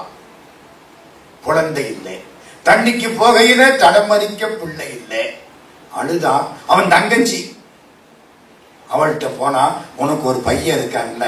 ஆமா, இந்த பையனை எனக்கு ஸ்வீகாரம் கொடுத்துரு. அந்த காலத்துல அப்படி எல்லாம் பழக்கம். ஸ்வீகாரம் கொடுத்துரு. ஸ்வீகாரம்னா தெரியுமா? அடாப்ஷன். அப்படி தமிழ்ல சொன்னதான் தெரியும், இல்லாட்டி தெரியாது. ஸ்வீகாரம் கொடுத்தாச்சு. தத்து எடுத்துக்கிறதா? சரி, சந்தோஷம்.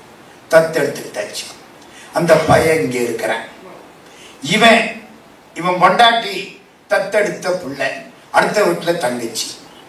திடீர்னு இவனுக்கும் தங்கச்சிக்கும் என்னமோ தகராறு ஆயிடுச்சு. கண்டவங்க அவளை திட்டி விட்டான். அவ அதுக்கு மேல திட்டி விட்டா, ஏண்டா பிள்ளை இல்லாதவன் நான் கொடுத்த பிள்ளை தானே இப்போ உனக்குன்ட்டான். எது வீக் பாயிண்ட் அதை ரொம்ப அமைக்கிறப்படாது. கண்ணு இல்லாதவன குருடான்னா கோபம் வந்துடும். பாவம் சொல்லக்கூடாது. மனசு உடைஞ்சு போச்சு மாமனுக்கு. வேண்டாம் எனக்கு வாழ்க்கையே வேண்டாம்னு சொத்து பத்த பூரா இவங்கள்ட்ட கொடுத்து விட்டு சன்னியாசியா போயிட்டான். இருந்த சொந்தக்காரங்க பூரா அவன் போன உடனே பிச்சு பிடிக்கி விட்டாங்க அவளையும். இந்த தங்கச்சியுடைய பையன் இவன் சொத்து எல்லா சொந்தக்காரனும் பங்கு போட்டுட்டான். இது ரெண்டும் பரிதாபமா கிடக்கு. பேசாம வாயை வச்சுக்கிட்டு இருந்தா அவன் கொஞ்சம் இருந்திருப்பான். நுணலும் தன் வாயால் கெடும். கண்ணீர் விட்டு அழுதான். கோயிலுக்கு போனான். சிவபெருமானே கஷ்டமா போச்சே, எங்க அண்ணாருடைய சொத்தை பூரா கண்டவன் சாப்பிடுறானே, இந்த பிள்ளைக்கு ஒண்ணும் இல்லையே, ஐயோ எங்க அண்ணார் இருந்த பொழுது இந்த பிள்ளைக்கு காதுல கழுத்துல எல்லாம் தங்கத்துல போட்டிருந்தாரே, அதை கூட புடுங்கிட்டு விட்டாங்களே, நான் என் பிள்ளை இப்படி ஏழையா கிடக்கிறவே. பெருமானே கண்ணீர் விட்டு அழுதான். சொக்கலிங்க பெருமான்கிட்ட போய் கண்ணீர் விட்டு அழுதீங்கன்னா உங்களுக்கு எல்லாம் கிடைக்கும். இதெல்லாம் சொந்த அனுபவம். கைலாஷ் யாத்திரை போற பொழுது ஒருத்தர் எங்களை பயமுறுத்தி விட்டு, பார்த்து போங்க ரொம்ப ஆபத்தான நேரம், குஜராத்தில இருந்து 120 பேர் போனாங்க, மணல் புயல் அடிச்சுதான் 80 பேர் செத்து போயிட்டாங்க, பத்திரமா போயிட்டு வாங்க. எங்களுக்கு எப்படி இருக்கும்? மானசரோவர்ல குளிக்காதீங்க, குளிச்சா விரைச்சு போதீங்க, புரோட்சணம் பண்ணிக்கிடுங்க. ஆனா அவர் எங்க மேல ரொம்ப பிரியம் உள்ளவர், சொல்லக்கூடாது பிரியாள். நாங்க அரண்டு போய் கோயிலுக்குள்ள போய், அம்மா தாயே மீனாட்சி எல்லா டிக்கெட்டும் புக் பண்ணி விட்டோமே, இப்ப இப்படி எல்லாம் சொல்றாங்களே, நாங்க என்ன பண்றது? கும்பிடுறோமா? அங்க மீனாட்சிக்கு பஞ்சமுக தீபாராதனை ஆகுது. என்ன அர்த்தம்? கொடுத்துட்டாள்னு அர்த்தம், வரம் கொடுத்துட்டா. பஞ்சமுக தீபாராதனை. அதே மாதிரி போயிட்டு வந்து அழகா எல்லா பக்கத்தையும் முடிச்சு மீனாட்சி காலில் விழுந்து கும்பிடுறோம். அப்போ ஒரு பஞ்சமுக தீபாராதனை. என்னடா போயிட்டு இருந்தீங்களா? அதே அதுக்கு அர்த்தம். தீபாராதனை எங்களுக்கு தான், வேற யாருக்கும் இல்லை. ஒரு குருக்கள் என் பக்கத்துல வந்தாரு. என்னன்னு கேட்டேன். கைலாஷ் யாத்திரை போயிட்டு வந்துட்டீங்களா? ஆமா. நான் ஒரு கற்பனை பண்ணி பார்த்தேன். என்ன கற்பனை? என்ன? சுந்தரமூர்த்தி சுவாமி கைலாசத்துக்கு போற பொழுது சிவபெருமானை பார்த்து அங்க இருந்த தேவர்கள் இது யாருன்னு கேட்டாங்களாம். யார பார்த்து? சிவபெருமானை பார்த்து. சிவபெருமான் இதானே நம்மூருக்காரன், நந்தமர் ஊரன் என்றான், நொடித்தான் மலை உத்தமனே. பாட்டு ஞாபகம் வருதா? மந்திரம் ஒன்றறியே மனை வாழ்க்கை மகிழ்ந்தடியே, அந்த பாட்டு.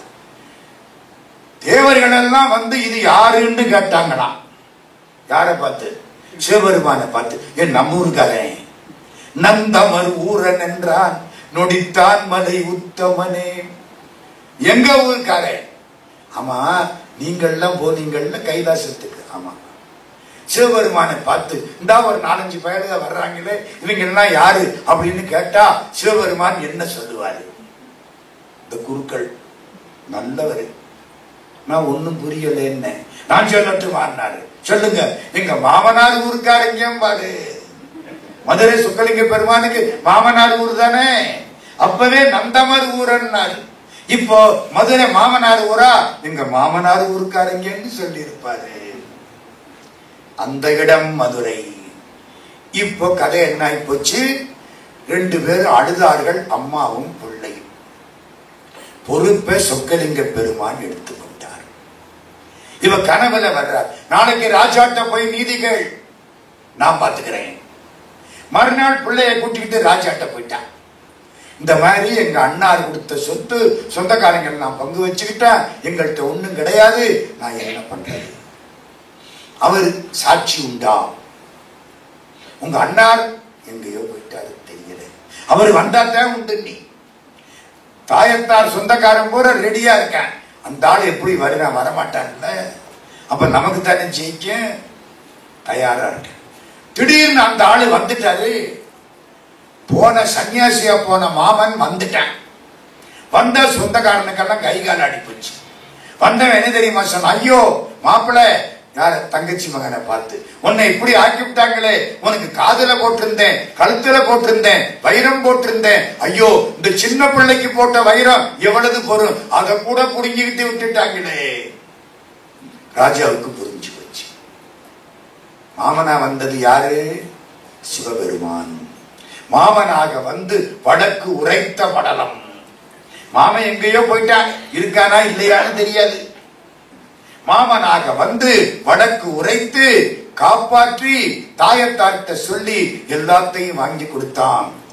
சொக்கலிங்க பெருமானை கும்பிட்டால் எல்லாம் கிடைக்கும். வலை வீசிய படலம். அடுத்தாப்புல ஒரு செம்படவன் ரொம்ப நாள் தவம் பண்ணனான். என்ன தவம்? மீனாட்சி எனக்கு பொண்ணா பிறக்கணும். ஆசையை பார்த்தீங்களா? மீனாட்சி எனக்கு பொண்ணா பிறக்கணும், அவளை நான் வளர்க்கணும், ஒவ்வொரு நிமிஷமும் அந்த பொண்ணை பார்த்து நான் வளர்க்கணும். எனக்கு அவ நிறைய பண்ணிருக்கா, நான் அவளுக்கு நிறைய பண்ணணும். செம்படவ ராஜா சிவபெருமானே, மீனாட்சி எனக்கு பொண்ணா பிறக்கணும். அங்கே இந்த பக்கம் புலவர்கள் அகப்பொருள்னு தமிழ்ல ஒண்ணும், அகப்பொருள் இலக்கணம் வேற எந்த மொழியிலையும் கிடையாது, தமிழ்ல மட்டும்தான் உண்டு. அகப்பொருள் இலக்கணம் பண்ணவர் சிவபெருமான். இறையனார் அகப்பொருள். அதுக்கு உரை எழுத தெரியல. உரை தெரியாம சொல்ல 4 பேர் உரை எழுதினாங்க. நக்கீரரும் உரை எழுதினார். 4 உரை இருக்கு. 4 உரையில எந்த உரை தேவை சொல்ல தெரியல. மகாராஜா கண்ணீர் வர்றான். சங்கத்துல இறையனார் அகப்பொருளுக்கு 4 உரை இருக்கு, எந்த உரை சிறப்பானது அப்படின்னு சொல்றதுக்கு ஆள் கிடையாது. அறிவுள்ள ஆள் வேணுமே, ஆள் கிடையாது. அவன் தவம் பண்றான். சிவபெருமான் யோசிச்சார், இவ்வளவு பேரையும் சமாளிக்கணும். அம்பாள் பராசக்தியை கூப்பிட்டார். இந்த மாதிரி 2 பேரும் ஒரு டிராமா போட போறோம், சம்பளமா? சம்பளம். 2 பேரும் டிராமா. யார் 2 பேரும்? சிவபெருமானும் பராசக்தி. நீ எனக்கு முன்னால உட்காரு, நான் உனக்கு வேதத்துக்கு பொருள் சொல்றேன், கேட்டுக்கிட்டே இரு. நான் சொன்னது புரியுதா? நல்லா புரியுது. 2 பேரும் டிராமா ஆரம்பிச்சுட்டாங்க. நந்தி கதவை சாத்து, யாரையும் உள்ள விடாத. நந்தி வெளியில காவலுக்கு. இங்கே சிவபெருமானு அம்பாள். சிவபெருமான் ஆகமங்களை எல்லாம் உபதேசம் பண்றார். மறக்காதீங்க, சைவத்துக்கு அடிப்படை ஆகமம். ஆகமம்னா அங்கே இருந்து வந்ததுன்னு அர்த்தம். எங்கே இருந்து வந்தது? சிவபெருமான் கிட்ட இருந்து வந்ததுன்னு அர்த்தம். நந்தியம் பெருமான் கதவை சாத்தின உடனே ஆகமங்களை பூரா இவர் உபதேசிக்க ஆரம்பிச்சார். அம்பாள் கேட்கிறா. கேட்கிற போது கொஞ்சம் அந்த பக்கம் திரும்பி பார்வை எங்கேயோ போயிடுச்சு. நமக்கு போய்தான் இல்லையா? கொஞ்சமா போகுது, அடிக்கடி போகுது. அம்பாளுக்கு ஒரு நேரம் தான் போச்சு. எல்லாம் டிராமா, மறக்காதீங்க. சிவபெருமான் சொன்னா கேட்கணுமா வேண்டாமா? கோவிலுக்குள்ள போய் செல் பேசிக்கிட்டு இருக்காங்க. அங்க சிவபெருமான் நிக்காது, இங்க இப்படி கும்பிட்டுக்கிட்டே பேசிக்கிட்டு இருக்கேன். இப்படி வச்சுக்கிட்டேன். அநியாயத்துல அநியாயம். எதுக்கு கும்பிடுறேங்கிற கைய வச்சுட்டு சும்மா பேச வேண்டியானு. இது யாரை ஏமாத்த கும்பிடு? என்ன மனுஷன் கெட்டு போயிட்டான் பாரு. தன்னஞ்சறிவது பொய்யற்க, பொய்த்தவின் தன்னஞ்சே தன்னை சொல். உன் மனசுக்கு சுத்தமானு, அடுத்தவனை பத்தி கவலைப்படாத. சிவபெருமான் அம்பாள் புத்தி அம்பாளுக்கு எங்கேயோ போயிடுச்சு. அவ்வளவுதான். நம்ம ஆளு சாபம் கொடுத்துட்டார். நீ செம்படவன் வீட்டுல போய் வலையன் மகளாக பெற. தெரியுதா? அங்கே ஒருத்தன் தவம் பண்ணிக்கிட்டு இருக்கேன். அம்பாள் தலையாட்டிக்கிட்டான். இதெல்லாம் டிராமா. தலையாட்டிக்கிட்டான். இந்த நேரத்துல பிள்ளையாரும் சுப்பிரமணிய சுவாமியும் வந்துட்டாங்க. நந்தியம் பெருமான் கதவை திறக்க மாட்டேங்கிறாரு. திறக்கல. 2 பேரும் கதவை தள்ளிக்கிட்டு உள்ள வந்துட்டாங்க. வர்ற நேரத்துல இவரு அம்பாளுக்கு சாபம் கொடுக்கிறாரு. நீ வலையன் மகளாக பெற. சாபத்தை கேட்ட உடனே முருகனுக்கும் பிள்ளையாருக்கும் கோபம் வந்துருச்சான். இவர் கையில ஆகமங்கள் வச்சிருந்தாருல, ஏடு வச்சிருந்தாருல, புடுங்கி கடல்ல போட்டாங்க. போட்ட உடனே இவர் முருகனுக்கு ஒரு சாபம், நீ வணிகர் செட்டியார் வீட்டுல உப்பு வியாபாரம் பண்ற செட்டியார் வீட்டுல போய் ஊம பிள்ளையா போற, பிள்ளையாருக்கு என்னமாவது சாபம் கொடுக்கணும்ல. இப்ப எல்லாரும் நந்தி நீ தானே உள்ள விட்ட, நீ சுறாமீனா போற, கடல்ல போய் சுறாமீனா போற. ஆளாளுக்கு சாபம் கொடுத்துட்டாரு. பிள்ளையாருக்கு சாபம் கொடுக்கணுமா வேண்டாமா? அவரும் தானே உள்ள வந்தாரு, அவரும் தானே பிடிச்சு போட்டாரு. பிள்ளையாருக்கு சாபம் கொடுக்கல. ஏன் கொடுக்கல? பரஞ்சோதி முனிவர் திருவிளையாடல்ல எழுதுறாரு, பிள்ளையாருக்கு சாபம் கொடுத்தா அது சிவனையே சேரும், அதனாலே சாபம் கொடுக்கல. பிள்ளையாருக்கு எத்தனை கண்ணு? 2 3 இன்னும் வம்பா போச்சே. 3 கண்ணு. சிவபெருமான் மாதிரி சீதக்களவ செந்தாமரைப்பும் பாதச்சிலம்பு பலை செய்வாட பொன்னரை ஞானும் பூந்துகிலாடையும் வண்ணமருங்கில் படர்ந்தழுகரிப்ப வேளை வயிறும் பெரும்பார கோடும் வேளமுகமும் விலங்கு செந்தூரமும் 5 கரமும் அங்குச வாசமும் நெஞ்சில் குடிகொண்ட நீலமேனியும் 4 வாயும் 4 புயமும் 3 கண்ணும். அட ஔவையார் அங்கு எழுதி வச்சிருக்காங்க 3 கண்ணும். பிள்ளையார் சிவப்பா கருப்பா? நீங்க என்ன வம்பா போச்சு, எல்லாம் சிவப்பு கருப்பா வண்டி ஓடிட்டு இருக்கு. பிள்ளையார் சிவப்பா கருப்பா? சிவப்பா இல்ல, கருப்பு. முருகப்பெருமான் சிவப்பு, அது அப்பா பிள்ளை, இது அம்மா பிள்ளை. அம்மாவும் பிள்ளையாரும் கருப்பு, முருகனும் சிவபெருமானும் சிவப்பு. பிள்ளையார் கருப்புன்னு எங்க சார் சொல்லி இருக்கு? நெஞ்சில் குடிகொண்ட நீலமேனியும். நான் என்ன நானா சொல்றேன், ஔவையார் பாடி வச்சுட்டாமா. நீலமேனின்னா என்ன அர்த்தம்? யானை கருப்பு, பிள்ளையார் கருப்பு. நெஞ்சில் பிள்ளையாருக்கு சாபம் கிடையாது. ஏன்? பிள்ளையார சபிச்சா அது சிவனுக்கே வந்துருமா. எல்லாம் சரியா போச்சு. சுறாமீனாக போய் நந்தியம்பெருமான் விழுந்தார்.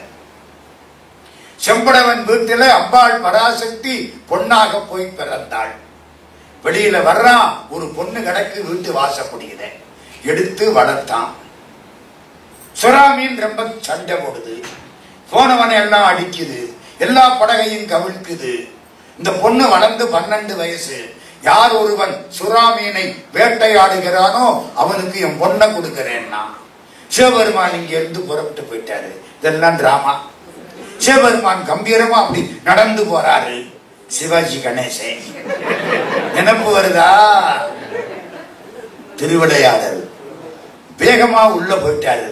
போய் அந்த சுறாமீனை உண்டு இல்லைன்னு ஆக்கி விட்டாரு. அம்பாளை கல்யாணம் பண்ணிக்கிட்டாரு. வந்தாச்சு. இந்த ஊம பிள்ளை எங்க போய் பிறந்தான்? முருகப்பெருமான் உப்பூரி குடிகளார் மகன் உருத்திர சன்மனாக பிறந்தான். உப்பூரின்னா என்ன அர்த்தம்? உப்பு வியாபாரம் பண்றவன். உப்பு வியாபாரம் பண்ற செட்டியார் வீட்டுல போய் முருகன் குழந்தையா பிறந்தான். வாய் பேசாத ஊமை. இவ்வளவு பேசுற முருகன் ஊமையா போய் பிறந்தான். அப்படியே முருகன் அம்சம் தான். முருகனுக்கு அவதாரம் கிடையாது. முருகன்னா முருகனே போய் பிறந்தானான்னு சொல்லப்படாது. அம்சம் தான், வேற ஒண்ணும் கிடையாது. அம்சம்னா இவனுடைய ஆற்றல் அப்படி போய் பிறந்தது. ஏன் பிறந்தது? புலவர்கள்லாம் இவன்கிட்ட வந்தாங்க. இறையனார் அகப்பொருளுக்கு உரை இருக்கு, 4 பேர் உரை நீ கேட்கணும். காது கேட்காது, வாயு ஊமை. 4 பேர் உரையையும் படிச்சாங்க. எல்லா உரையும் அவனுக்கு பிடிக்கல. நக்கீரர் உரை வந்த உடனே கண்ணீர் கொட்டியது. இதாண்டா நல்ல உரைன்னு எடுத்தாங்க. அதோட அவன் கதை முடிஞ்சு போச்சு. மேல வந்துட்டா டிராமா முடிஞ்சு போச்சு. எல்லாரையும் திருப்திப்படுத்தியாச்சு. தமிழுக்கு இறையனார் அகப்பொருள் உரை கிடைச்சது. செம்படவனுக்கு வளர்க்கிறதுக்கு மீனாட்சி கிடைச்சாள். சிவபெருமானை கும்பிட்டால் எல்லாம் செய்வார். வலை வீசி மீன் பிடித்த படலம். சிவபெருமான் முரட்டு வலை வச்சிருக்கார், பக்தி வலை. நம்ம வீசினா அவர் மாட்டிக்குவார், அவர் வீசினா நம்ம மாட்டிக்குவோம். கடவுளை பிடிக்கிறதுக்கு எந்த வலை? பக்தி வலையில் படுவோன் காண்க. திருவாசகம். பக்தி வலை வீசினா பிடிச்சு விடலாம். கடைசி ஒன்னே ஒன்னு பாக்கி வச்சிருக்கேன். வெளிநாட்டுல காவிரிப்பூம்பட்டினம் தாண்டி ஒரு பட்டணம் கடற்கரையில ஒரு வணிகன். அந்த வணிகனுக்கு ரொம்ப நாளைக்கு அப்புறம் தவம் பண்ணி ஒரு பெண் குழந்தை, நிறைய சொத்து பத்து பெண் குழந்தை. இந்த பெண் குழந்தைய என் தங்கச்சி மகனுக்கு கொடுக்கிறேன்னு சொல்லிவிட்டான். தங்கச்சி மகன் மதுரையில் இருக்கான். தங்கச்சி மகனுக்கு பொண்ணு கொடுக்கறது தானே, கொடுக்கிறேன். ஆனா தங்கச்சி மகனுக்கு முன்னால கல்யாணம் ஆயிடுச்சு. போனா போது என் பொண்ணை 2ஆம் தாரமா கொடுக்கிறேன்ட்டான். அந்த காலத்துல இதெல்லாம் பழக்கம், 2 தாரம் கொடுக்கிறேன்ட்டான். ஊருக்கெல்லாம் தெரியும் மதுரையில இவன் தங்கச்சி மகன் இருக்கானா, அவனுக்கு இந்த செட்டியாரு தன் பொண்ணை கொடுக்க போறாராம். ஊர்க்காரங்கள்லாம் அந்த பொண்ணை கேட்கவே இல்லை. திடீர்னு அந்த செட்டியார் இறந்து போயிட்டாரு, பொண்டாட்டி இறந்து போயிட்டான். பொண்ணு மட்டும் தனியா நிக்குது, சொத்து பத்தெல்லாம் நிறைய கிடக்கு. அங்க இருந்து தகவல் கொடுத்து அனுப்பிச்சாங்க மதுரைக்கு. இவனுக்கு செய்தி வந்தது, உங்க மாமா இறந்து போயிட்டார். இங்க இருந்து இவன் ஓடுனான். கல்யாணம் பண்ணி இங்க இவனுக்கு பொண்டாட்டி பிள்ளை எல்லாம் இருக்கு. விட்டு அங்க ஓடுனான். ஓடி போய் பார்த்தா மாமாவுடைய பொண்ணு பாவமா உட்கார்ந்து இருக்கு. சொத்து பத்தையெல்லாம் வித்தான், பணத்தை எடுத்துக்கிட்டான். அந்த பொண்ணை கையோட கூட்டிக்கிட்டான். உனக்கு தாண்டா 2ஆம் தாரமா கல்யாணம் பண்ணி வைக்கிறேன்னு சொன்னாரு. அதே அவர் ஆசை, கடைசி ஆசையை நிறைவேற்று. சரின்னு அந்த காலத்து பழக்கம். அந்த பொண்ணை கூட்டிக்கிட்டு ஊருக்கு போய் தாலி கட்டுறேன், சாட்சி வச்சுதான் தாலி கட்டணும். திருட்டுத்தனமா தாலி கட்டினா தெரியாமலே போயிடும். ஊர்ல கல்யாணம் எதுக்குங்கிறிய, நம்மள எல்லாம் கூப்பிட்டு சாப்பாடு போடுறாங்களே எதுக்கு? நம்மளாம் சாட்சி. கேசு வந்தா நம்மளை பிடிச்சி நிறுத்திடுவாங்க.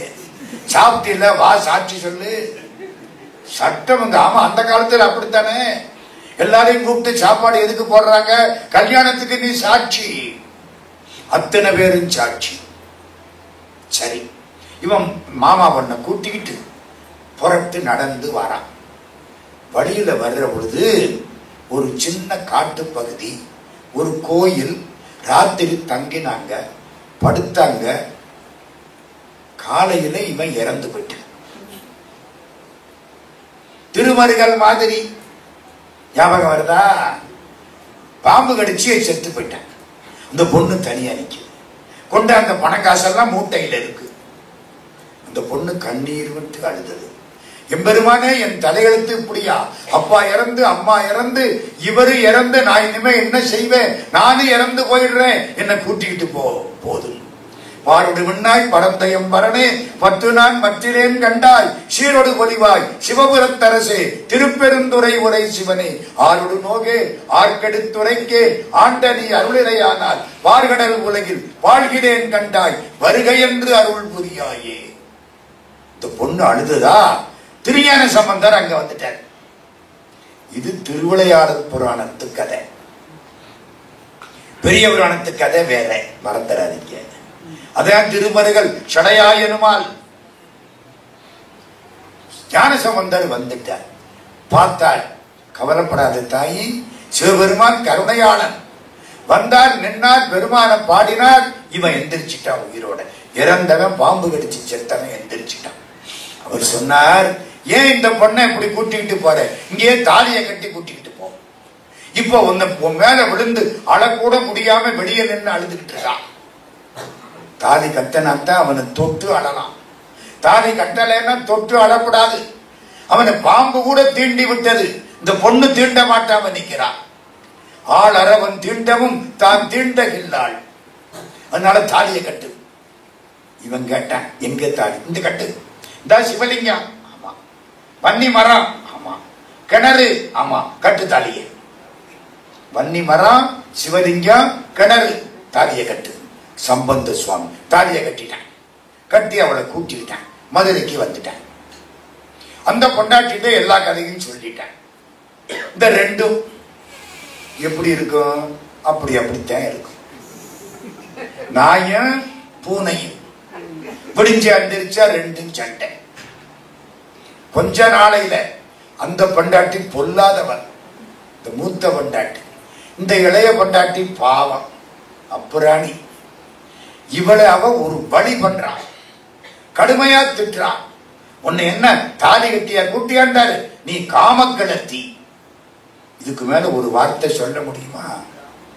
நம்ம ஊர்ல சொல்ற மாதிரி நீ உண்மையான பண்டாட்டி இல்ல, என்னமோ உன்னை கூட்டிக்கிட்டு வந்துட்டாரு. நம்ம ஊருக்காரன் சொல்லுவேன் தள்ளிக்கிட்டு வந்துட்டாருன்னு. கேள்விப்பட்டிருக்கா?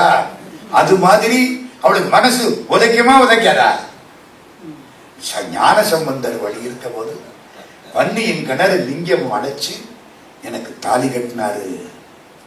இதுல இவளுக்கு ஒரு பிள்ளை, அவளுக்கு 3 பிள்ளை. மூத்த தாரத்துக்கு 3, இந்த தாரத்துக்கு 1. அந்த மூத்த தாரத்து பிள்ளையும் பொண்டாட்டியும் இவங்களை விரட்டுன்னு விரட்டுறாங்க. என்ன ஒரே வழிதான், திருட்டு தாலி, ஒழுங்கான பொண்ணு இல்ல. அந்த காலத்தில் இதெல்லாம் திரும்ப தப்பான காரியம். அப்படியே மனசு உடைஞ்சு போச்சு. சிவபெருமானேன்னு போய் அழுதா. தாலி கட்டினதுக்கு என்னடி சாட்சி? அவ கேட்கிறான். வன்னியின் கிணறும் லிங்கமும். கொண்டா எங்க கொண்டாடுறது? வன்னியும் கிணறு லிங்கமும் அங்க இருக்கு, அதானே சாட்சி. கோயில்ல போய் பெருமான் காலில் விழுந்து அழுதா. பெருமான் சொன்னார், நாளைக்கு மீனாட்சி கோயிலுக்கு வர சொல்லு, வடகிழக்கு மூலையில வர சொல்லு. வடகிழக்கு மூலைன்னா ஈசான்ய மூலை, சரிதானா? வடகிழக்கு மூலைன்னா என்ன? இந்திராய நம, அக்னிய நம, யமாய நம, நிர்திய நம, வருணாய நம, ஈசானாய நம, குபேராய நம, ஈசானாய நம. ஈசான்ய மூலை. நாளைக்கு அங்க வர சொல்லி எல்லாரும் வந்தாச்சு. இந்த பொண்ணு நிக்குது. கல்யாணத்துக்கு என்ன சாட்சி? வன்னியும் கிணறும் சிவலிங்கமும். கொண்டா பாப்போம். சிவபெருமானேன்னா வன்னியும் கிணறும் சிவலிங்கமும் வந்துருச்சு. இன்னைக்கும் மீனாட்சி கோயில்ல ஈசான்ய மூலையில மகாலட்சுமிக்கு தாண்டி போனா பைரவருக்கு முன்னால சின்ன வன்னி மரம், கிணறு, சிவலிங்கம் 3 இருக்கு. மதுரை கோயில்ல ஒவ்வொரு கல்லும் பேசும். ஒவ்வொரு கல்லுக்கும் பின்னாலே இப்படி கதை இருக்கு. அத்தனைக்கும் கதை இருக்கு. கல்லு யானை ஒண்ணு நிக்கும். சித்தரா வந்த பெருமான் அதுக்கு கரும்பு கொடுத்தாரா, வாங்கி சாப்பிட்டுச்சான். கல்யாணை கரும்புண்ண காட்சி தந்து காணென்று வழுதிக்கு காட்டினானை. இவளது மதுரை போதும். திருவிளையாடல் புராணம் இவளது. வேகமா கந்த புராணம் 3வது புராணம், அதுவும் முந்தி சொல்லிட்டேன். கந்த புராணம் நமக்கு எப்படி சார் வழிகாட்டுது? முக்கியமான வழிகாட்டுகிறது. என்ன வழி? நன்றி கொள்ளக்கூடாது. ஒவ்வொரு புராணத்துக்கும் ஒரு நோக்கம் உண்டு, இதிகாசத்துக்கு நோக்கம் உண்டு. இதிகாசம்னா இப்படி நடந்துச்சுன்னு அர்த்தம். ராமாயணம் எதுக்கு? பெண்ணாசையினாலே கெட்டவன் ராவணே. ஒரு பெண்ணுக்கு ஆசைப்பட்டிருந்தா தப்பு இல்லை, அடுத்தவன் பொண்டாட்டிக்கு ஆசைப்பட்டான், அதுதான் வினை. வேணும்னா 4 பொண்ணை கட்டிக்க, அந்த நாட்டு பழக்கம், அந்த ஊர் பழக்கம் போ. எதுக்கு இன்னொருத்தன் பொண்டாட்டி மேல ஆசைப்பட்ட? பிறன்மனை நோக்கினான் வேறொடுங்கடுவான். அதான் ராமாயணம். மகாபாரதம் மண்ணாசை. ஒரு அம்பு குத்துற இடம், ஊசி குத்துற இடம் கூட தரமாட்டோம் போ. துரியோதனை சண்டை வந்து கதை முடிஞ்சு போச்சு. ஹரிச்சந்திர புராணம் பொய் சொல்லாதே. வாழ்க்கையில ரொம்ப பொல்லாதது பொய் சொல்லக்கூடாது. பொய் சொன்னா வாழ்க்கை போயிடும். பொய்யாமை பொய்யாமை ஆற்றில் அறம்பிற செய்யாமை செய்யாமை நன்று. வாழ்க்கையில கஷ்டமானது ஏது தெரியுமா? பொய் சொல்லாம இருக்கிறது.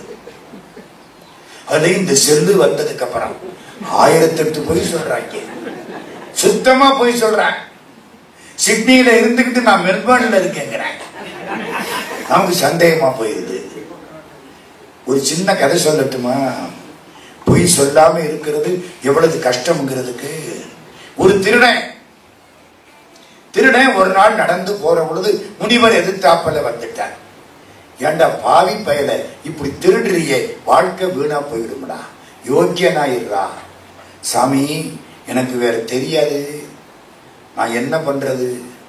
எனக்கு பொழப்பே இதுதான், வேற ஒண்ணும் தெரியாது. ஏண்டா கொலை பண்ணுவியா?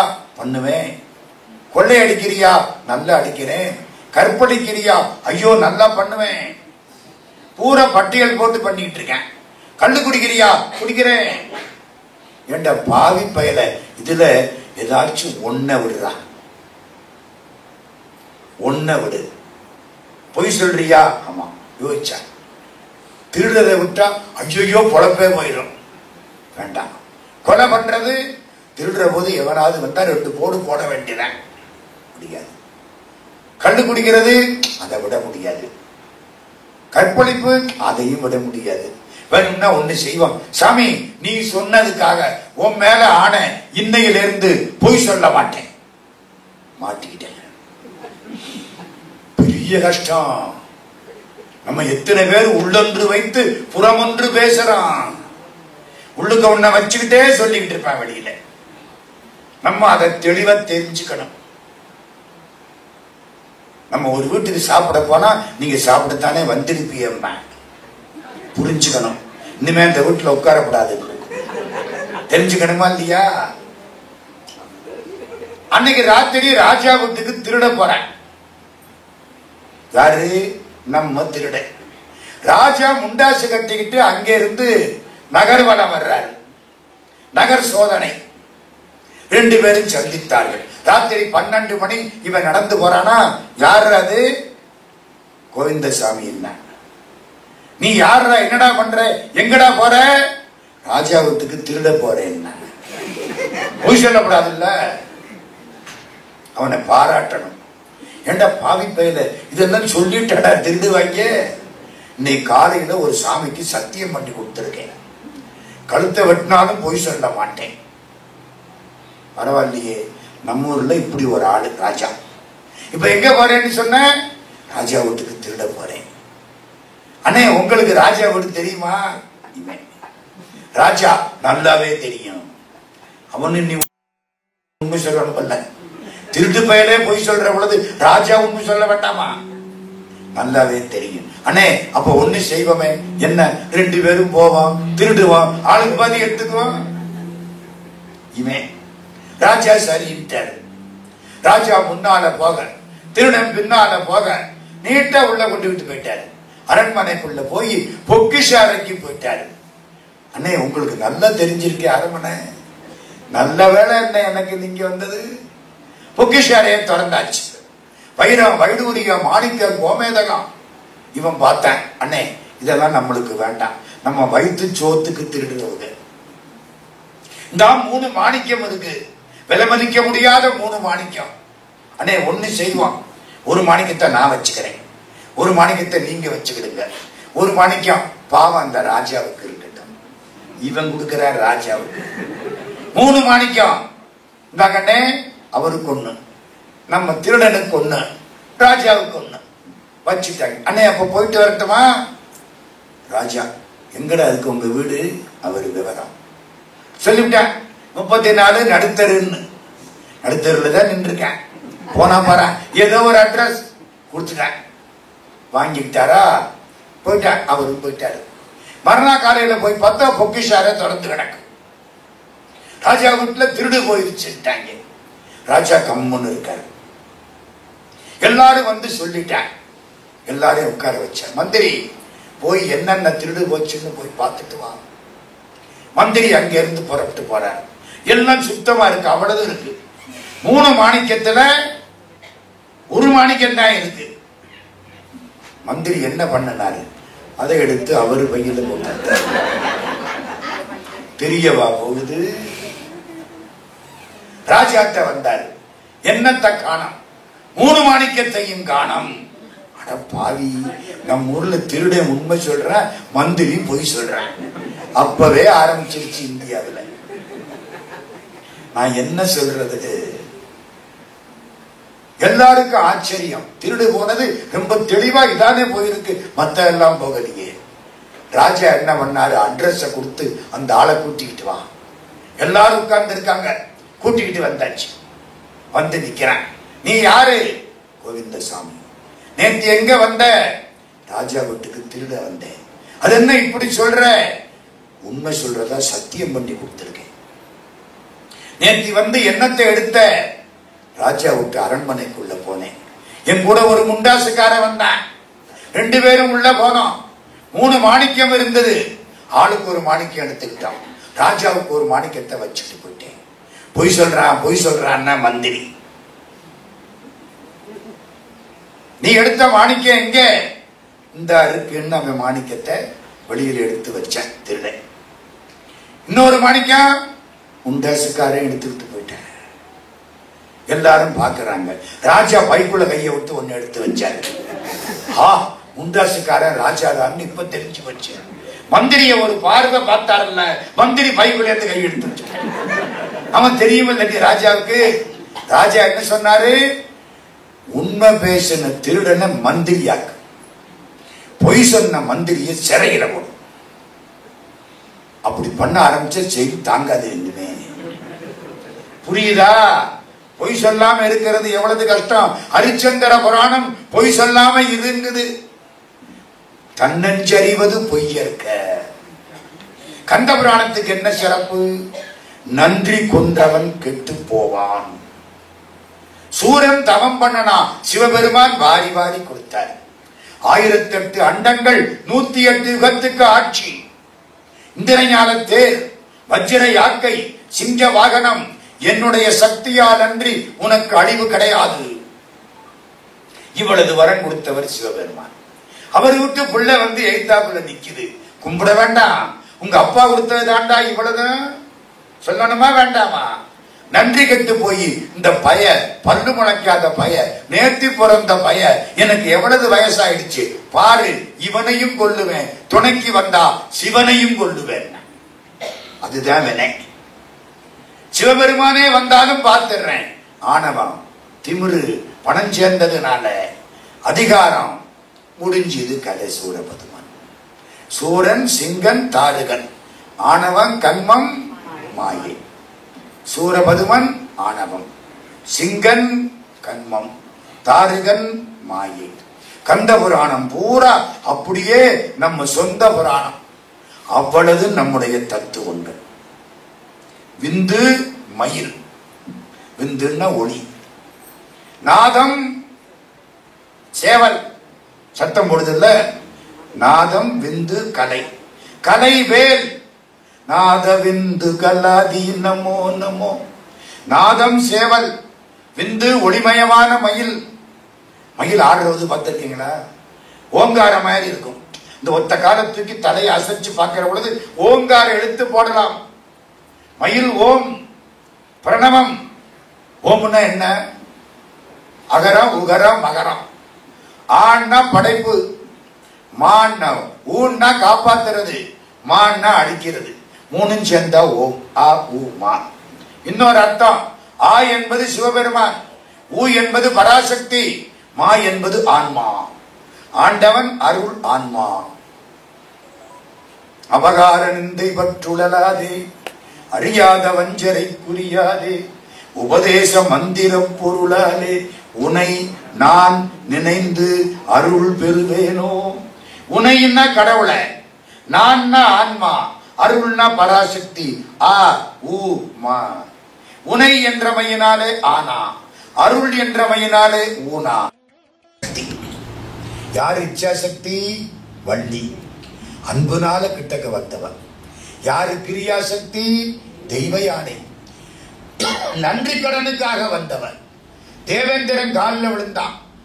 நீ வேல் வாங்காவிட்டால் இந்திராணி கழுத்து நூல் வாங்கி இருப்பார்கள். கந்தர் அலங்காரம். சேல் வாங்கி கண்ணியர் வண்ணப்பயோதரம் சேர எண்ணி மால் வாங்கி ஏங்கி மயங்காமல் வெள்ளி மலையெனவே கால் வாங்கி நிற்கும் களிற்றான் கிளத்தி கழுத்தில் கட்டும் நூல் வாங்கிடாது அன்று வேல் வாங்கி பூங்கழல் நோக்கு நெஞ்சே.